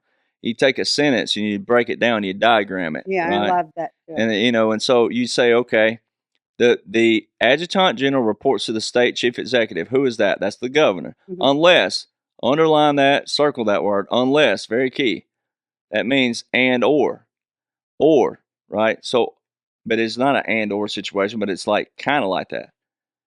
Unless the National Guard are federalized under Title 10. Wow. Well, we have evidence that Nebraska sent their troops to Texas the week before President Trump. Arkansas sent theirs after. Well, there's your that means federalization. Right. Well, where was Title 10 invoked? The last time Title 10 was invoked was in that executive order on March 27th, 2020 by President Trump in that first 180 days under Title 50, and also April 30th, 2020 when he directed the Secretary of Defense Equal Authority in that first 180 days under that Title 50, Section 1550. That's the only time Title 10 has been invoked. In those first paragraphs, 10 U.S. Code 12302 and 12304 in both of them. That's how you know that Donald John Trump is a wartime president. All right, because he's standing in Texas down there with the former, the former, and there's the adjutant, the sitting adjutant general and the sitting governor. That was a rank structure. That also was a nugget for people to go and know that. So the states, the governors only have control of their National Guard for state emergencies only. Right. See, and that's where people trip up with we not don't know knowing. any of this because they don't even teach civics in school anymore. Well, they want us to be ignorant so we don't know what's happening. I don't even know if they ever taught that in civics. They did when I was a kid. Well, they taught us about the military and the National Guard. Yeah, they taught us a lot. But see, and a lot of veterans get this, and this is where the federal corporation comes in. A lot of veterans will say, well, the National Guard deploy more than the regular forces. Yeah, but they're still under an order. But those orders that the presidents were using way back here, Bush Jr. included, like that goes back to that clause again in the War Powers Act, where you can declare a national emergency, and that's declaring war. According to the War Powers Act of 1973, it says that when a president cannot enforce laws, he can do. There's three little clauses. The last one is declare a national emergency. Well, that explains also that 1979 national emergency that's still in place. So technically, by theory, if you wanted to say that, we've been in a war clause since 79, and it's never been terminated. And so President Trump can make that argument. I feel some of that because I know I started comedy in 1980, and I did so because everything was falling apart, and it was like being sold out from under us. Well, and that's why like the laws and orders do matter from that standpoint, is that once again, they're on paper, they look perfect. What are they doing with them? Who's using them? Who's enforcing them? How are they using them? How are they enforcing them? So see, that's why we all have to be what? We all have to be aware. And that one, once again, that May 2019 publication that outlines Israel, in the bottom of it has a little diagram. And it's I tell people, put your hat on like you're the army or the military. It's the military generals reading this. That's their publication. You can go read it and read it. Perfect. But that it's like you putting a hat on and it's saying cognitive patience. Well, if the army and the military have to have cognitive patience, that means the resistance portion that they're receiving is what? Cognitive dissonance. Right. Right. And we have that in every facet of everything. And I didn't learn all this overnight myself, but I mean, I was just talking to someone the other day that, well, it was one of the colonels that he's saying, I learn something new every day. Right. And it because you read and you got to keep reading and it's continuous and you got to keep moving forward and you got to keep growing. And no one's ever to a place where you know everything. But Americans, they just seem so distracted to not know what's happening to them. And that's why I think they have to take all them pills. They Well, just do a little more probably. reading, they'd be less anxious. Probably. Hey, I just had an idea and I don't want to lose it. Dang, I hope I. Oh yeah, I want to go. How great's it going to be after all this crap behind us? Oh man, I mean, Let's just talk. Let's just end on. I want people to hold on and not hold in, not give up, not lose spirit, not lose hope. I want them to grow it. So I like to leave it on how great it's going to be. And Well- it is already turning great because Oh, that's everybody's right. starting to come together. well, people are starting to see. I mean, you know, and people are starting to see more and more and more that if Biden was really in it, you know, as a neutral sitting, once again, no one should want anybody to look like that. Period. No, we can make our jokes and we can like you can have that portion, but then when you really boil it down to it, they're making fun of an old man with dementia. right? And so when you boil it down to that, like we can have our jokes, but at the end of the day, if this was a real setting, one, what I've been rearming people with is that look, if the Democrats were really in control, and I've heard patriots say, what if Obama's pulling the strings? If anybody was in control on the Democratic side, they would have terminated every single thing that Donald Trump put into place. That's They true. haven't done that. They've only extended 98%. The only thing they've terminated was the border wall executive order, and then also another executive order for with diversity and something else. And then the one more was the 1776 Commission, which was a book that President Trump had put together that talks about our history, and it has Martin Luther King Jr. in it, has Frederick Douglass, it Of course, has they got rid of that. George Washington Carver in it. Yeah. Well, So they it's not just white Anglo-Saxon. No, they hate da-da-da. anything having to do with Right. Frederick Douglass because he founded the Republican Party, and they don't want people to know that. Well, so that's the only things they've shown Biden terminate would be things that should Americans should want once they realize that you've been everybody, Republican, Democrat, on our levels of average everyday Americans. We've all been duped by a corporation of elitists all over the world. And if you're not in that echelon, you're always suppressed, no matter who you are. Yeah. No matter if you're famous, rich, you still are suppressed to a different level. Yeah, Right. they think they're our masters and that we're And somebody that's they what got they to get. wanted. They want to get rid of most of us. And that's what they wanted. And when people hear that, it's like, well, watch movies. And they put it in movies as well. But to make people see that we're not that far from liberation. Everybody, you're already through the worst part now. I mean, like I tell people, you're already through the worst part, and you don't have that long to hold on. And then the great liberation, when your taxes, when your dollar's worth everything, when that bliss hits you and you start realizing that, then when you're happy and everybody's gonna forget about this rough patch you went through. And you know what that includes is like for all the people in the inner cities that the Democrats have kept purposely poor and suffering so they could have a pipeline to put them in prison where they also get a kickback.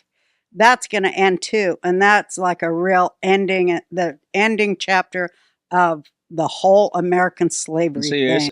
it's what's brilliant too is like they did the first 4 years for President Trump, cleaning out legislative, putting in everything that needed to be put in. You pull him back 4 years in a wartime situation, which is lawfully done, right? You pull him back instead of doing 8 out the gate up front and hoping it worked. You get 12 to do what would have taken 8. So lawfully. he's going to be winning this election upcoming, right? And what's Well, the next and I- nugget you know, we should and I- look for? We hope so. Well, I know that I mean, I know you don't predict you. Once people, I want to say this because if people that's never seen me before off of your show, and if they do look me up, you're going to see people I'm on with that believe there might not be an election or there might I don't be. think That's there fine. will be. And so, what you need to know is that, look, I'm like my grandpa now. I'm like, my thing is this. I know I don't have any insider material. Yeah. Right. I don't have anybody bugging in my ear. That's the other thing about me. Everything that I put together is not mine because it's President Trump's laws and orders. Right. But no one's feeding me information. Yeah. Mhm. Right. It's just all stuff that I study, read, put together in a puzzle, because I love puzzles. I grew up loving puzzles. Me Right. too. And it looks like a blueprint like that. Right. But That's I don't what's get fed fascinating. insider. I'm like my grandfather. We get to November, there's not an election, there won't be an election. We get to November, there's an election, I'm voting. Right. And Yeah. I tell people, you got to enjoy every day. You may not, only God knows your timeline. That's right. Or what you or your whatever you believe in. If you don't believe in God, then I'm not here to infringe on you. But whatever you believe in, the spiritual realm knows your timeline. Well, I I don't know my like what timeline. you said. You may not make it there. I like what you Right. said. It's a line in the sand, and get on the right side.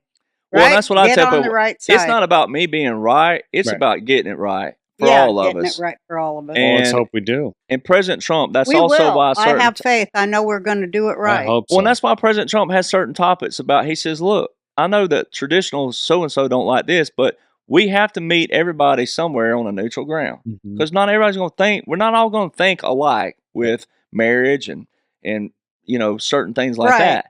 But there's a way to have a foundation that works for everybody, and you still live at your house. Yeah. Mhm. Leave me alone if you don't believe the way I Mhm. believe, and I'll leave you alone. Everybody wants a Right. decent school for their kids and good roads Some food and water and and a shelter. good job and Mm. some health care that's worth something. Exactly. Everybody that we agree on 98%, but they keep on chopping us up with this crap That's on right. TV.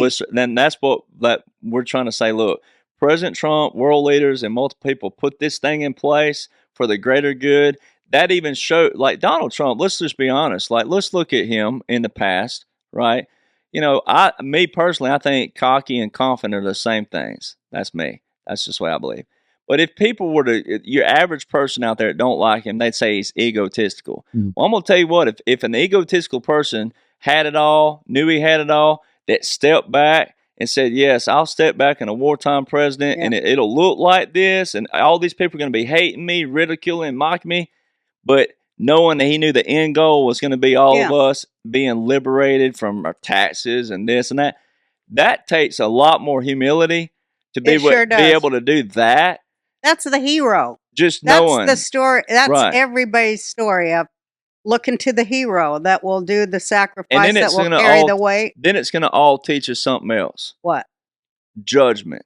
Oh yeah, that No needs to one happen. wants to be judged, no matter what you believe. Mhm. Like look, once again, if I'm at my house and I'm straight and I'm this and not, but whatever, it's like like the Karens out there. Like, don't worry about who's pulling in my yard at 1 a.m. You worry about your yard. Yeah. Right. Nobody wants to be judged, no matter what you believe. Right. Not harshly So- by somebody you don't know. So stay in your lane. Yeah. Live your life. Stay USA. home, mind your own damn Don't talk business. about your neighbor. Clean your own damn Right. room. That's right. Sweep under your rug You where you know, put all your So messy I business. tell people to hang on. We got a major and everybody's going to see it. It's going to be unveiled. They didn't go through all this to show something, because how would he be exonerated? He says, I will be exonerated, not acquitted. I'll be exonerated. That means completely clear That's right. of everything. That Of means everything. that would have been documented way back here by multiple people, not just Republicans or conservatives. It would have had to be documented by people that most people are like, whoa, so-and-so signed off on that? Yes. So we're going to see all that. So I tell people, just hang on. We don't have long to go. But it's going to be Wouldn't you a say that bliss. it's some real evil people at the core of the big owners of this world, or whoever it is, the string pullers? I mean, those are some devilish people, and they shouldn't have charge of nothing. Well, and they've shown people stepping down, like Schwab, and I mean, all these people they're stepping down, Yeah. they're moving, and this and that. I mean, I Yeah, hope we're people have getting been- their money. we have 2,000 pages on the SEC.gov and the OCC.gov. There's 2,000 pages, not names, 2,000 pages of names in little font of assets being frozen. I mean, that's how many people have been. This is a mass. I mean, and that's the other thing. President Trump, you got to listen to his words, his language. Like I tell people, if you're following the drama and everything, if you don't know the laws and orders, you're going to hear the drama. If you know the laws and orders, you're going to start hearing the nuggets that he says. That's right. Every speech has both. Oh yeah. But you got to listen to his terminology. He's talking to everybody all at once, and like in the Bible where it has Moses giving his final address, they said he's addressing people in 72 languages at once, which I think of Trump there, because he's talking to these people here, and then he's talking to us who And know he what says we know. tens of thousands. That's a double plural. Tens of thousands will be in Gitmo. That's a double plural. So that's a lot of people. All right. They know who they are. And that's why I tip patriots. Hey, don't worry about who's good or bad. We're not at that level to know yet. When President Trump or someone puts it out, when he gives someone a nickname, that normally is a telltale.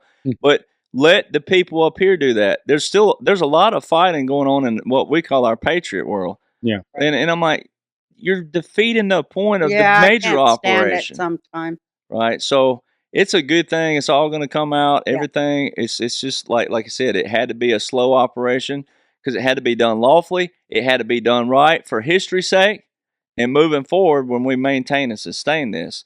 I love seeing what's making it to the congressional record these days, especially Garland getting in the congressional record. Everything is being exposed on the right timeline. Everything.